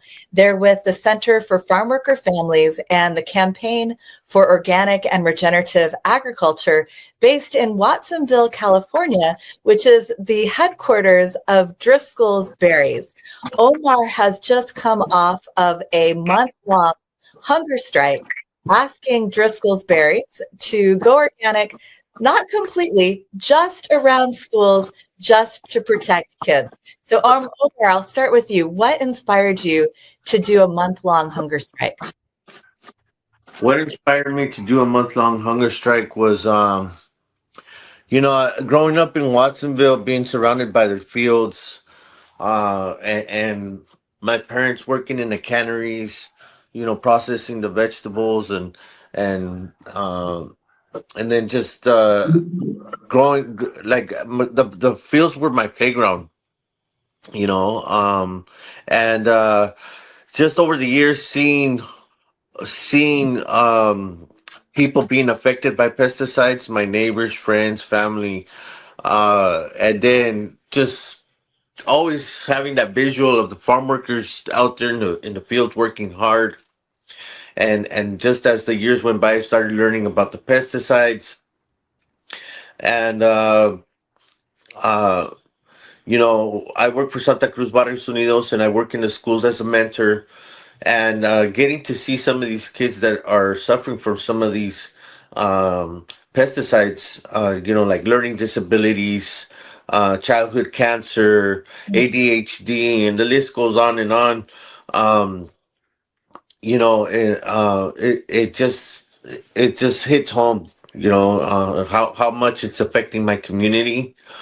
And it wasn't until earlier this year in May when Dolores Huerta came down here and she gave a speech at one of the Quora events, and she talked about how everywhere else in the world they don't use these harmful pesticides, but we use them in the United States.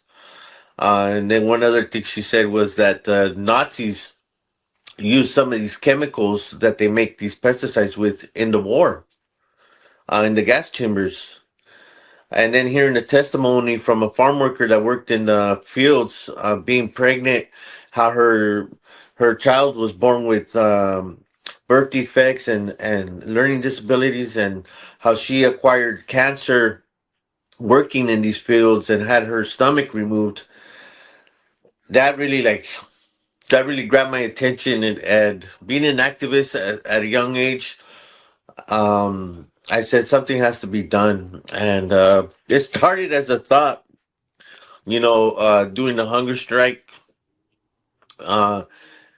and I thought about it for a long time, and then it wasn't until I decided, you know what, I'm gonna move forward with this hunger strike, and I started talking to people and friends around, and and then next thing you know, I made a commitment to do this hunger strike against pesticides to bring awareness, and the goal was from the beginning was to bring awareness and to educate the community about this problem with the pesticides, and through that, I was able to meet a lot of other organizations. I was able to hear stories from community members, stories from students, and it was very, very humbling to do this hunger strike and to hear all these different stories and how much it affects uh, our people, our farm workers, our community, our students, and how much not only does it affect them, but it also affects Mother Earth, our drinking water, our air. And it's a lot bigger problem than we know. And how about you, Adam? How did you get involved with the campaign organic and culture? Hi, Alexis. Thanks for having us. I and about a dozen other activists started the campaign for organic and regenerative agriculture in response to this problem of toxic pesticides around Watsonville neighborhoods and schools. It's not a new problem, but unfortunately, it's a problem that, if anything, has been growing, or where we're seeing pesticide levels at all-time highs. Watsonville is famous for being a berry capital. We're also an apple capital. Martinelli's cider is from Watsonville as well. And we have an amazing climate here, blessed with an amazing climate to grow a wide variety of foods. But in the last 20 years, we've seen a boom in strawberry and raspberry and blackberry production, mostly for export all overseas. The companies brag that their products go all over the world every day, whether it's Japan, New Jersey, China, Nebraska, Russia, France, Morocco. And so Driscoll's is, I'm pretty sure, the biggest berry company in the world, valued at least at $4 or $5 billion. And the mindset to make as much money as possible, growing as many berries, has promoted the use of toxic pesticides at a high cost to our community. And so at the same time, Watsonville is in Santa Cruz County, and our county is also a leader in organics. Farmers and scientists here, I believe at UC Santa Cruz, help develop the modern USDA organic standard. And it's estimated that about 20% of our farmland is farmed organically here. And including Driscoll's, they have about 20% of their berries in organic production. So we feel it's very modest and reasonable request to the company that they transition their fields around the city and by the schools to organic. They're perfectly capable of doing that. They have a huge research department. They already farm organically in some places. It's just a question of what's doing right for the community and not being totally driven by greed. And so that's the background of us.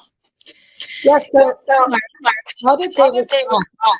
Driscoll's. How did Driscoll's respond to your month-long hunger strike? And you had many public events, and a lot of news is getting out through the Santa Cruz local papers, and I heard about it through Organic Authority and through Max.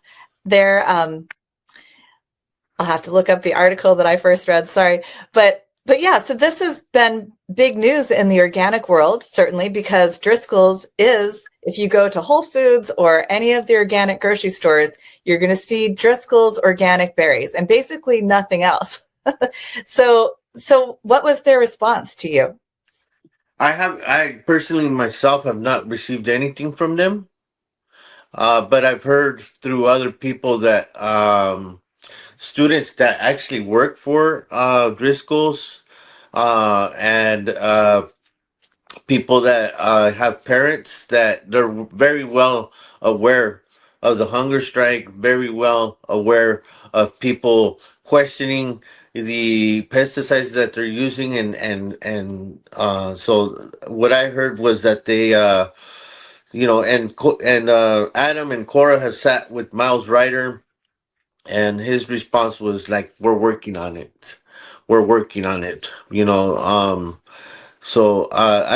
heard that they're very well aware of this movement that's going on right now against pesticides, and I've heard that they've asked their employees not to engage in any of these uh, talks or protests or anything, to stay away from it.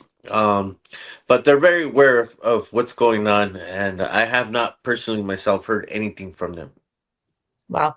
I just want to correct myself because I said Organic Insight or Organic Authority. I heard about your hunger strike first from Max Goldberg. The meeting with Mr. Ryder and some of his associates, it was a cordial meeting in which they say they are considering our request, but can't really give us a firm timeline. It's really about 13 fields that they control around the city and the schools. It's a pretty small sampling when you think of their global holdings. And certainly if anybody could afford to do it, it would be Driscoll's. They're not, we're talking about their growers are contract growers under their control, used to fulfill distribution contracts all over the country and the world. So these are not some small mom and pop that's going to go broke if they transitioned. In fact, their growers have, because of their distribution contracts, even as they're transitioning, which is a 3-year period, they still have a buyer in the company while they begin their transition. So they don't really have any credible excuses, and therefore they tell the media and the press, we're looking into it, the regulations and the laws, everything we're doing is legal, which is unfortunately true. State law as well as federal law is very pro-pesticide. And so, it's fairly positive, but what we need is action. Talk is just nice, but it doesn't mean anything until the transition is put in place. So we're working to grow this movement, put more and more pressure on the company. Omar's hunger strike has definitely helped raise awareness in a big way, and we're going to have to keep building.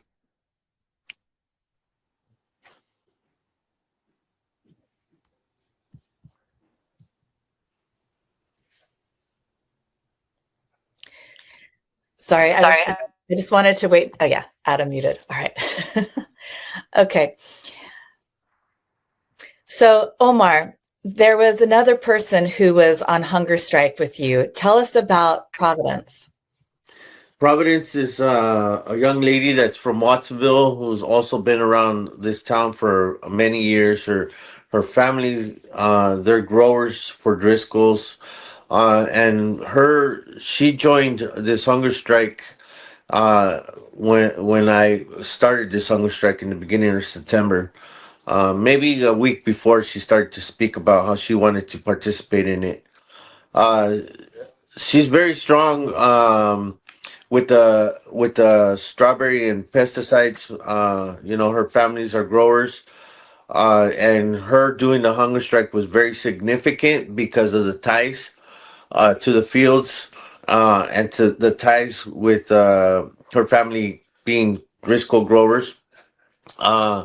And she shared, she brought something to this movement that I wasn't able to bring, was that experience of being a grower and just the insight on how Driscoll's monitors your fields as a grower and makes sure that you're using these pesticides, that you're growing the way they ask you.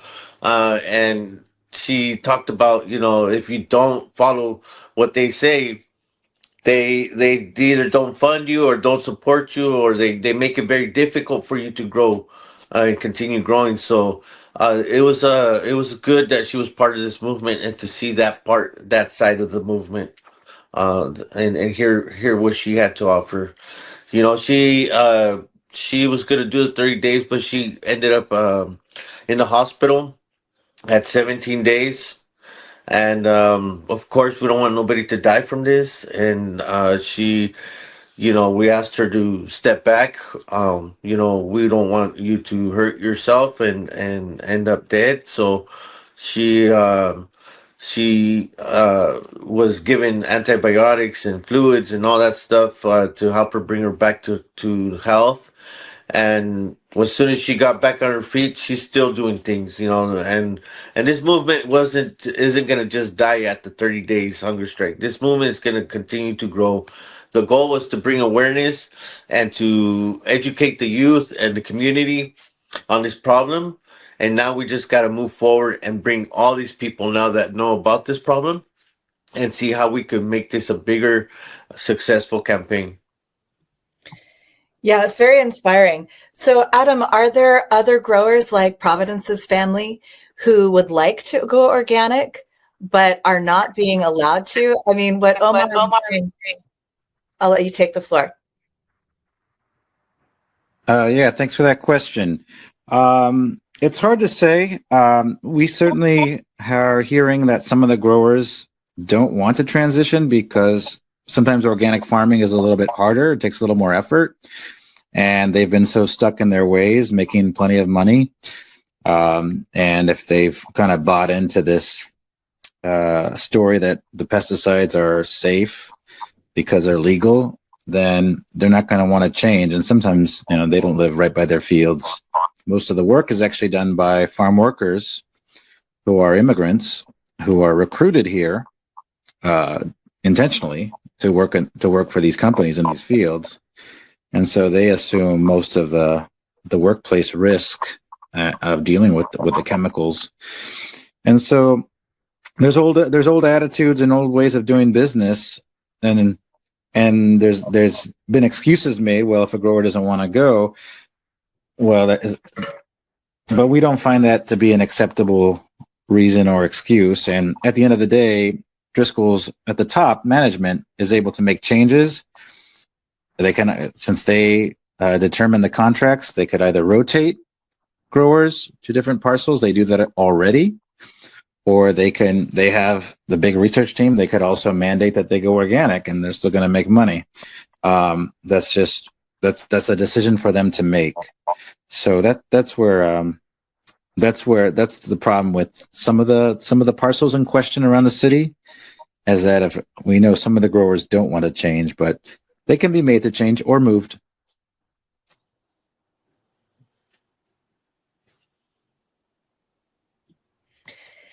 So, Omar, if Providence family didn't want to use a certain pesticide, could they make that choice when growing for Driscoll's?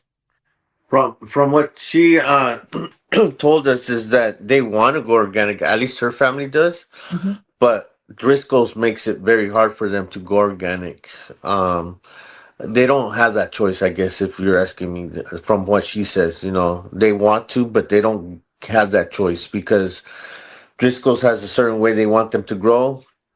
She even said something about they do take dirt samples to make sure you're using the pesticides, and she even went as far as saying that they'll fly drones over the property to make sure you're doing what they ask. It's something that needs to change, especially near the schools. California, in our county, Santa Cruz County and Monterey County, we have the highest percentages of childhood cancer in our areas. There's a map we have that shows from Jacob's Heart, that shows throughout the state of California. They have pins for every child that suffers from cancer. And in our area, Santa Cruz County and Monterey County, we have the highest rate of childhood cancer. And we also know that that's connected with the pesticides. We have also organophosphates, one of the pesticides that's very dangerous, that shows that we have over, I think that it's like more than 50% of the women that are pregnant are being affected by this pesticide in our area. So, I mean, there's a lot of science and numbers that back up this movement, and it's been going on for way too long, way too long. Yeah.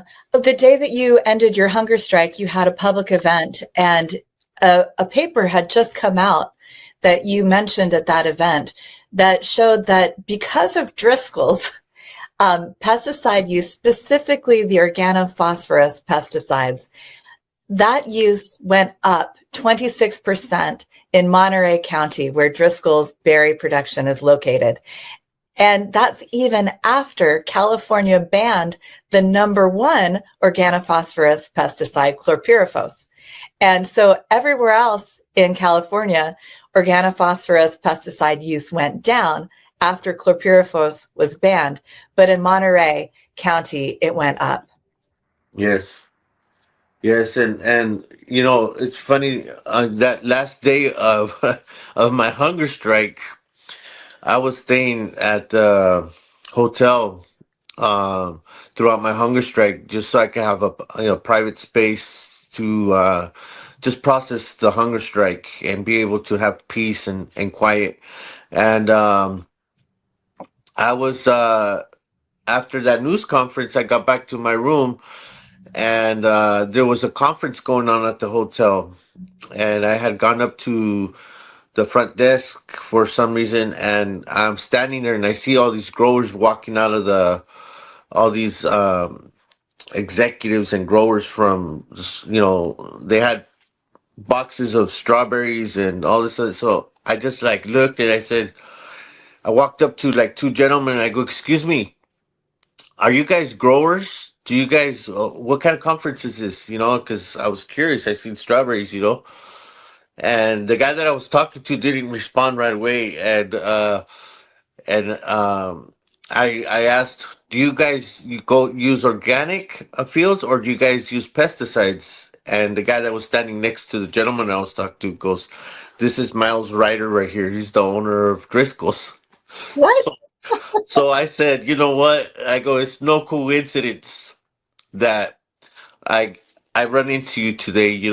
My name is Omar Dieguez, and I'm on a hunger strike. I just finished it, and I'm sure you heard about it.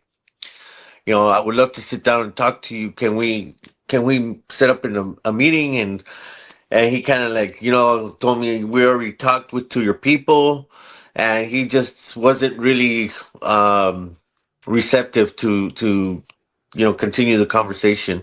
And so I didn't want to be pushy. I didn't want to get the wrong impression of me. But I said, I would love to sit down and continue this conversation with you sometime. And I asked him for his number, and he kind of like just shined me, went on with his day. But I told him, it's, the Creator put us in our path, and I look forward to maybe in the future sitting down with you. Wow, that's just wild that happened. Yeah. I do want to ask you about the spiritual experience of fasting, but I want to go through the whole Driscoll story first, but don't let me forget to ask you about that, because I think that's sort of the reason why those strange coincidences happen when you're engaged in a practice like fasting. But I want to go back to the problem of pesticides and go through the rest of the information from this paper that came out when you ended your hunger strike. In Monterey County, you were mentioning that 50% of women, when they're pregnant, are living within a kilometer of organophosphate pesticide use. And that's because of the berries, because of Driscoll's practices, and living within even a greater distance, 1 to 1.25 kilometers of organophosphate pesticide applications during pregnancy is linked to autism, spectrum disorder, reduced IQ, and altered brain activity in adolescence. The other things are noticed first in little kids, but it even impacts the older kids. Adam, do you want to add to what we know about the impact of the pesticides? Yes, there's been multiple studies. A famous study from UC Berkeley called the Chamaco study that followed 500 women. I would think it was 500 pregnant women working in the fields and connected similar learning disabilities and birth defects with their children. A UCLA study talked about the drift problem from fumigant gases. There's a lot of toxic pesticides that are used. It's not just one. It's one or two. There's dozens. They use malathion, 1,3-dichloropropene, also known as telone, chloropicrin. And so in the past, there have been efforts to say, well, let's get rid of this pesticide. Let's get rid of methyl bromide. And that was all good. Then it was just replaced by something equally toxic. And so that's why we started Cora, because it's like, okay, we can talk about the problems and do studies forever on how people are being poisoned. We said, why don't we actually just start getting rid of these poisons in our environment? Why don't we have a movement that calls for organic and regenerative? And we use organic, even though there's a lot of debate about organic and the standard and whether it's being weakened. What's important about the standard is it's not just an opinion, it's legal. When Driscoll's grows organic berries, they are not using these toxic pesticides like they are in the conventional berries. And that's not just an opinion. That's by law when it's to be certified organic. So that's why we started our movement, because we were just sick and tired of playing this game with the state of California, the Department of Pesticide Regulation, which is very pro-pesticide. In fact, they've been trying to increase the amounts of some of the telone concentrations they can use. It's almost like they're doing that just to give the companies legal cover. So we're sick of these games. We're sick of all these pesticides. And that's why we started this movement. Because we see these health problems. Omar mentioned Santa Cruz County. So, Watsonville's right on the border of Santa Cruz and Monterey County. It's right on the border, both. It has the second highest childhood cancer rate in the state of California. And we have we have a nonprofit here that's sole job is to help these families. And they usually take them to Stanford Medical Center where they can get the kind of sophisticated care that they actually need. And the doctors are saying, yeah, there's a growing problem here in Santa Cruz and Monterey counties. And so really we feel it's time to work towards the solutions. And that's more organic and more regenerative farming. And like I said, the fields we identified on the map we put together, which is on our website at farmworkerfamily.org/Cora, you can see that map. We're talking about 13 fields around the city. It's very, very modest. Of course, we want the whole valley to go organic. We want the whole state, country, but we're asking for a very reasonable and modest start. And even that is taking quite a big effort, because I believe that these companies don't want to change, and they also don't want to have to deal with public pressure. I think it's partially an ego thing where what a shame it would be for them to have to be more responsive to their community. But this campaign, these efforts are having an impact. These companies are run by human beings, and they do care about their image as well. And that's why all this attention and efforts are important, and will hopefully pay off. It's just a matter of time. I want to mention, there's one of the things that and that's the part of the big reason that I started this hunger strike, was seeing that map and how many schools are being exposed to the pesticides, and some of these schools, the fields are literally divided by a chain link fence. On one side there's a playground, the other side there's a field where they're spraying pesticides. It's not even, you're literally, a fence is just dividing them, and they're using these toxic pesticides. But I've done work with Safe Ag, Safe Schools, SAS, and the Future Leaders. They have a youth group called the Future Leaders. They worked for this app, this website called Spray Days. They fought for this website to be put up, which Spray Days gives you notifications every single time that pesticides are being sprayed. And I punched in, you can punch in up to 10 different addresses, and I punched in Ohlone School because my backyard where I used to live was a loaning school, and that's one of the schools that is mostly affected by pesticides. And when I punched in this address, I started getting notifications right away. In a month, I'm not lying, I've gotten close to 60 to 50 notifications of them spraying pesticides, sometimes 2 to 3 times a day.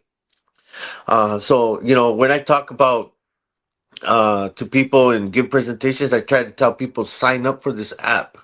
If you don't believe it, sign up for this app. If you punch in an address that's near a field and you'll start getting those notifications, you will be alarmed how many times you'll get those notifications.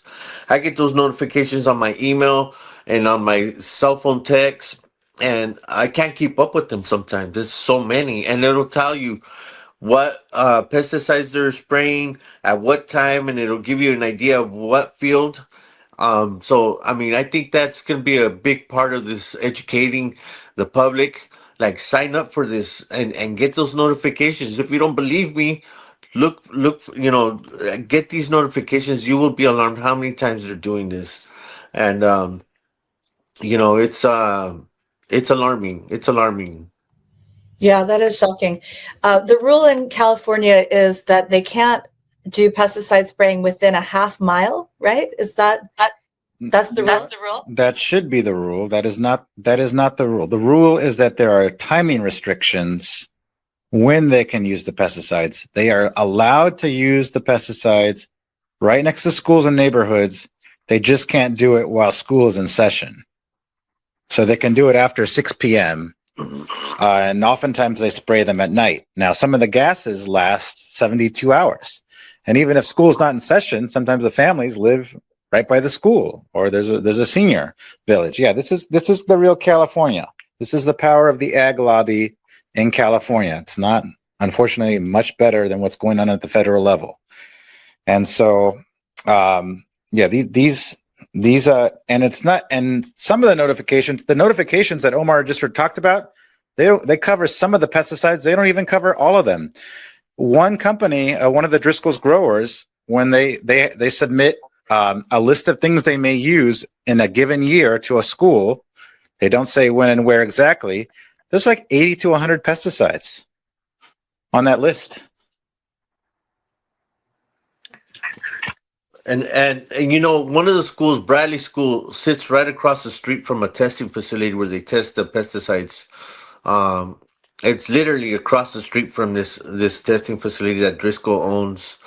And one day I was driving by a field, and which is near Parham Middle School, and they were spraying pesticides. It was right before sundown. So I pulled over and I started taking pictures and video. And as soon as they seen that I was doing that, a truck tried to block me. And so they had two trucks out there, tractors spraying. They were crossing each other, and there was another one getting filled with pesticides to go out there to join these tractors. And I had the pictures. When they spray those pesticides, they hit the ground, but a lot of it gets kicked back up. And we live near the coast, so the wind takes a lot of those pesticides into the community, near our schools. We know that when they spray the pesticides, it stays up in the air up to 3 days, and they could travel up to a 7-mile radius. Watsonville is about 10 miles radius, big. So just imagine that. It's not only going to the nearby buildings, but it's hitting all of Watsonville when they spray these pesticides. And not only that, but it's contaminating our water. It's contaminating our drinking. Our air. And some of the studies that I found, and I've learned a lot throughout my hunger strike. It's even affecting wildlife. We have the monarch butterflies that come to Santa Cruz every year. And they're immigrants. They come from Mexico, and that monarch butterfly population has decreased because they found high levels of pesticides in them. They found high levels of pesticides in the oceans, in the marine life. So this is a bigger problem. It's not only a people problem, it's a Mother Earth problem, it's a wildlife problem. you know, it needs to be. We need to make change soon, soon, because as we all know, if we don't take care of Mother Earth and we don't take care of our farm workers, who, in my opinion, are the hardest working people in the country. uh, People say they're taking jobs from us, and but I would love to see people come out to the fields and replace them. I don't think anybody's going to come out to do the hard work that they do. And one of the things that I point out to the kids is, when I took those pictures of them spraying these pesticides, I was curious to see if farm workers were going to be out in those fields the next morning. So I went back out there in the morning, and they were out there in full force working. And one of the things that I tell the kids, if you're out there picking, if you've seen a farm worker out there working, when they work, they fully covered their body from head to toe, bandana to protect themselves from the exposure to pesticides, from the sun. And when they're out there picking, they're rubbing up against these plants. When they're done with their work day and they go home, who's the first person that runs up to them to give them a hug? It's their kids, their babies. And that's just like a good example of, like, that's how these pesticides are being transferred. I've talked to farm workers that say they take an extra pair of clothes to the fields and they keep it in their car. And at the end of the day of their work day, they also carry a gallon of water, and they kind of like give themselves a little rinse, you know, and they put on the extra set of clothes and they dispose of those clothes because they're afraid of taking those pesticides home to their families.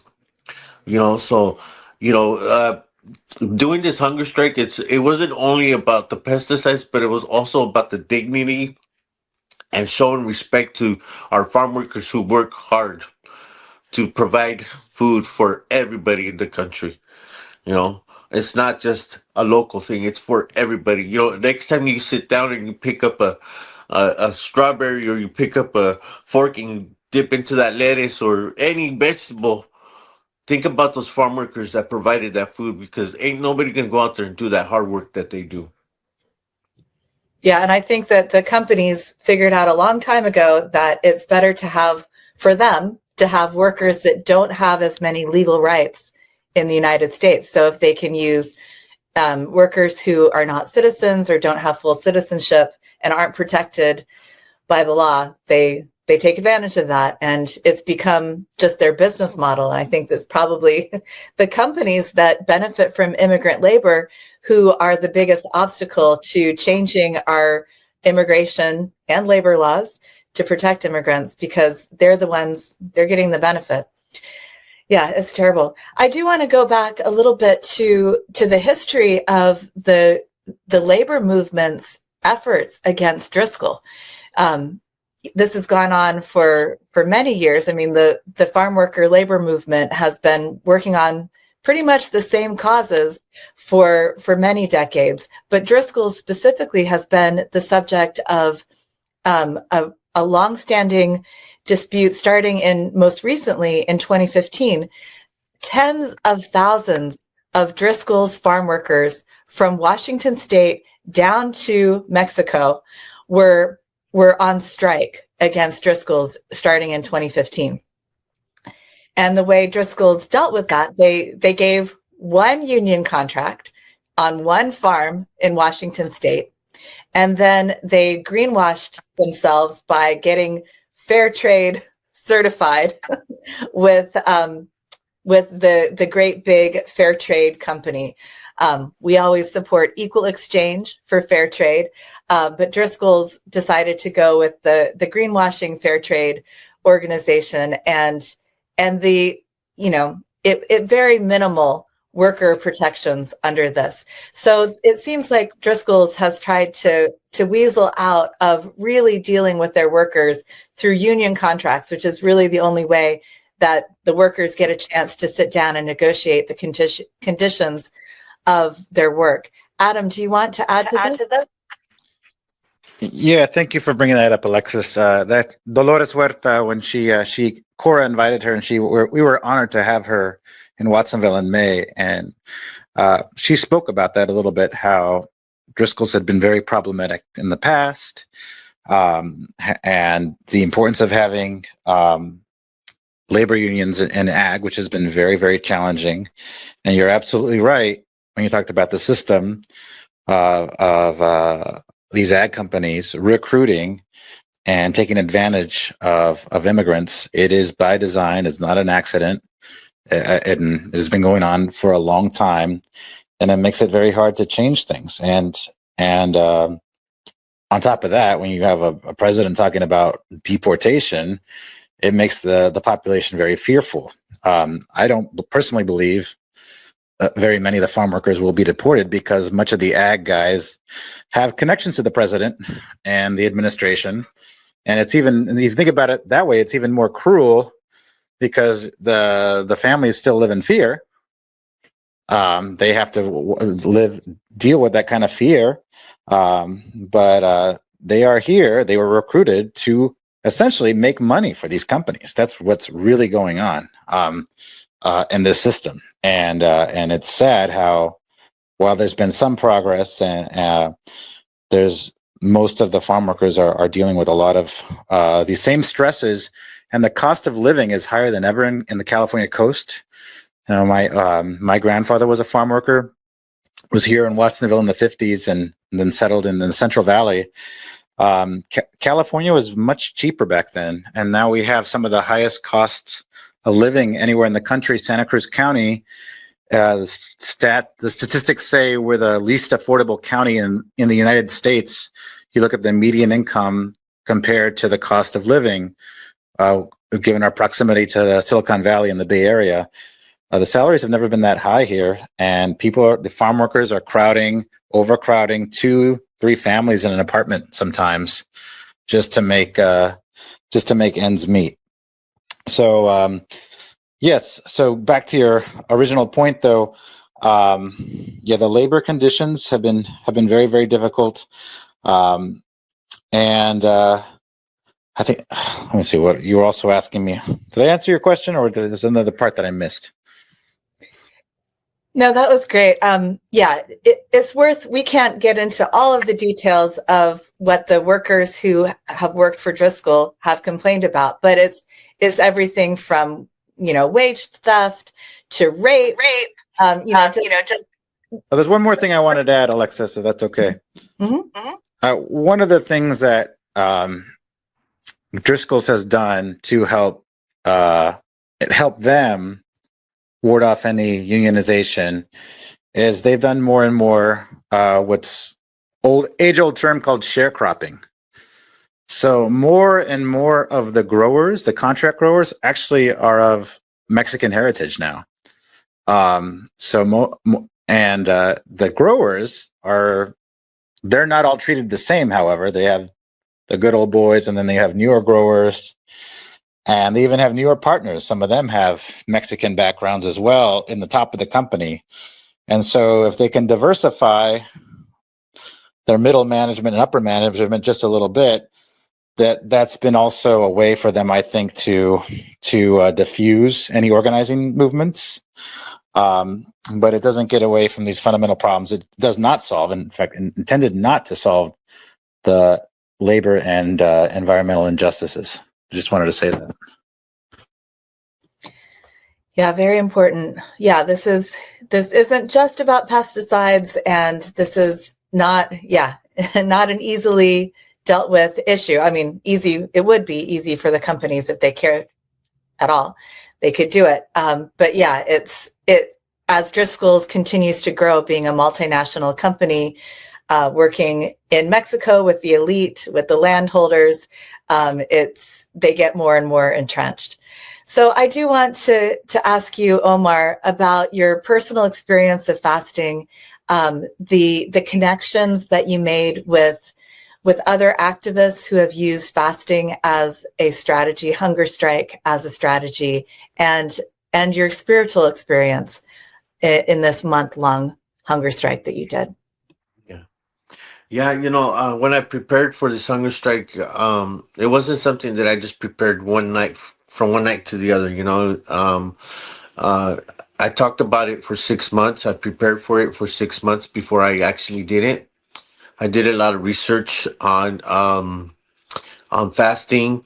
I've met other people that fasted in prison, that have fasted for other causes, and I've spoke to children, because some of them are no longer here, about how their father did this hunger strike when they did it. So I did a lot of research, but part of that was also um, mentally and spiritually preparing myself for this. Uh, Prayer is a big thing in my life, and when I began to prep for this hunger strike, I really dove deep into my prayer. Through indigenous ceremonies, I did a lot of sweat lodges. I would go out to nature and pray. Put my hand on a tree and pray and just feel the energy of Mother Earth and preparing for this. Um, so I did a lot of soul searching. Um, Before I started my hunger strike, there was something that was weighing heavy on me, uh, something personal. And before I went on to this hunger strike, I had to deal with that personal thing, uh, and deal with it before I did this hunger strike, because I didn't want to carry that with me throughout this hunger strike.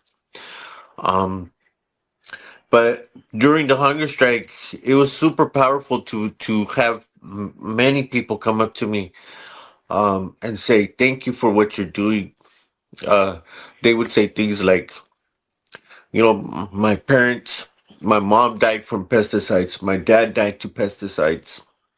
I have to drive my children to Stanford to get treatment because of pesticides.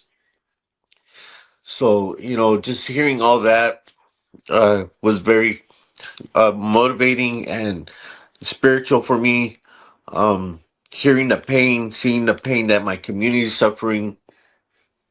I would give presentations. Some students would come up after me class, after the presentation, and privately share, how they were being affected by pesticides or how they lost somebody, and being able to share tears with them was very touching. And I would always tell them, you don't have to carry that with you no more. You know, I'm gonna take it with me now. Thank you for sharing that. And there was a lot of moments throughout the hunger strike where I struggled, where I wanted to just eat sometimes. I wanted it to be over. And in those moments, I had to sit alone and process it and just pray, to get through it. So yeah, it was very spiritual in many different ways, and very, very humbled to experience this and to take those stories with me. Yeah, that's a very beautiful thing that you did for people, lifting their burden and taking it as your own and processing it this way in this extreme act of fasting and a hunger strike. It's very beautiful and inspiring and touching. So thank you for doing this, and thank you for sharing your experience. So, wow. So thank you, Omar. Thank you, Adam. Quite amazing work that you are all doing under really challenging circumstances. It's an emergency where you live, and it is taking lives on a daily basis. And the least that people like me and our listeners can do is be conscientious about what we buy, to speak out, to let other people know about what you all are up to with the campaign for organic and regenerative agriculture. I am very inspired that you all have chosen not to do the one pesticide at a time whack-a-mole, which I must admit, Organic Consumers Association, that's what we do. We say ban this, ban that. You want to speak up on that, Omar? No, I mean, the only thing I wanted to add was that the goal of this hunger strike was to bring awareness and education to the community. Now, the next part to this is bringing all the community together. And one thing that I would tell the students is like, don't give up on your dreams. Don't give up on something that you believe in. Many times I've been told, "Oh no, you can't do this." And my attitude was always, when people would tell me I can't, tell me I can't. I'll show you I can. Go after your goals, go after your dreams, make a difference, be kind to others. Because right now we're going through a lot in this country. A lot. There's a lot. There's so many battles to fight. But if you don't know where to start off with being kind to others. Start there, and then pursue your goals and dreams. We can make a difference. We can stop the pesticides. I'm not going to stop until I see the change.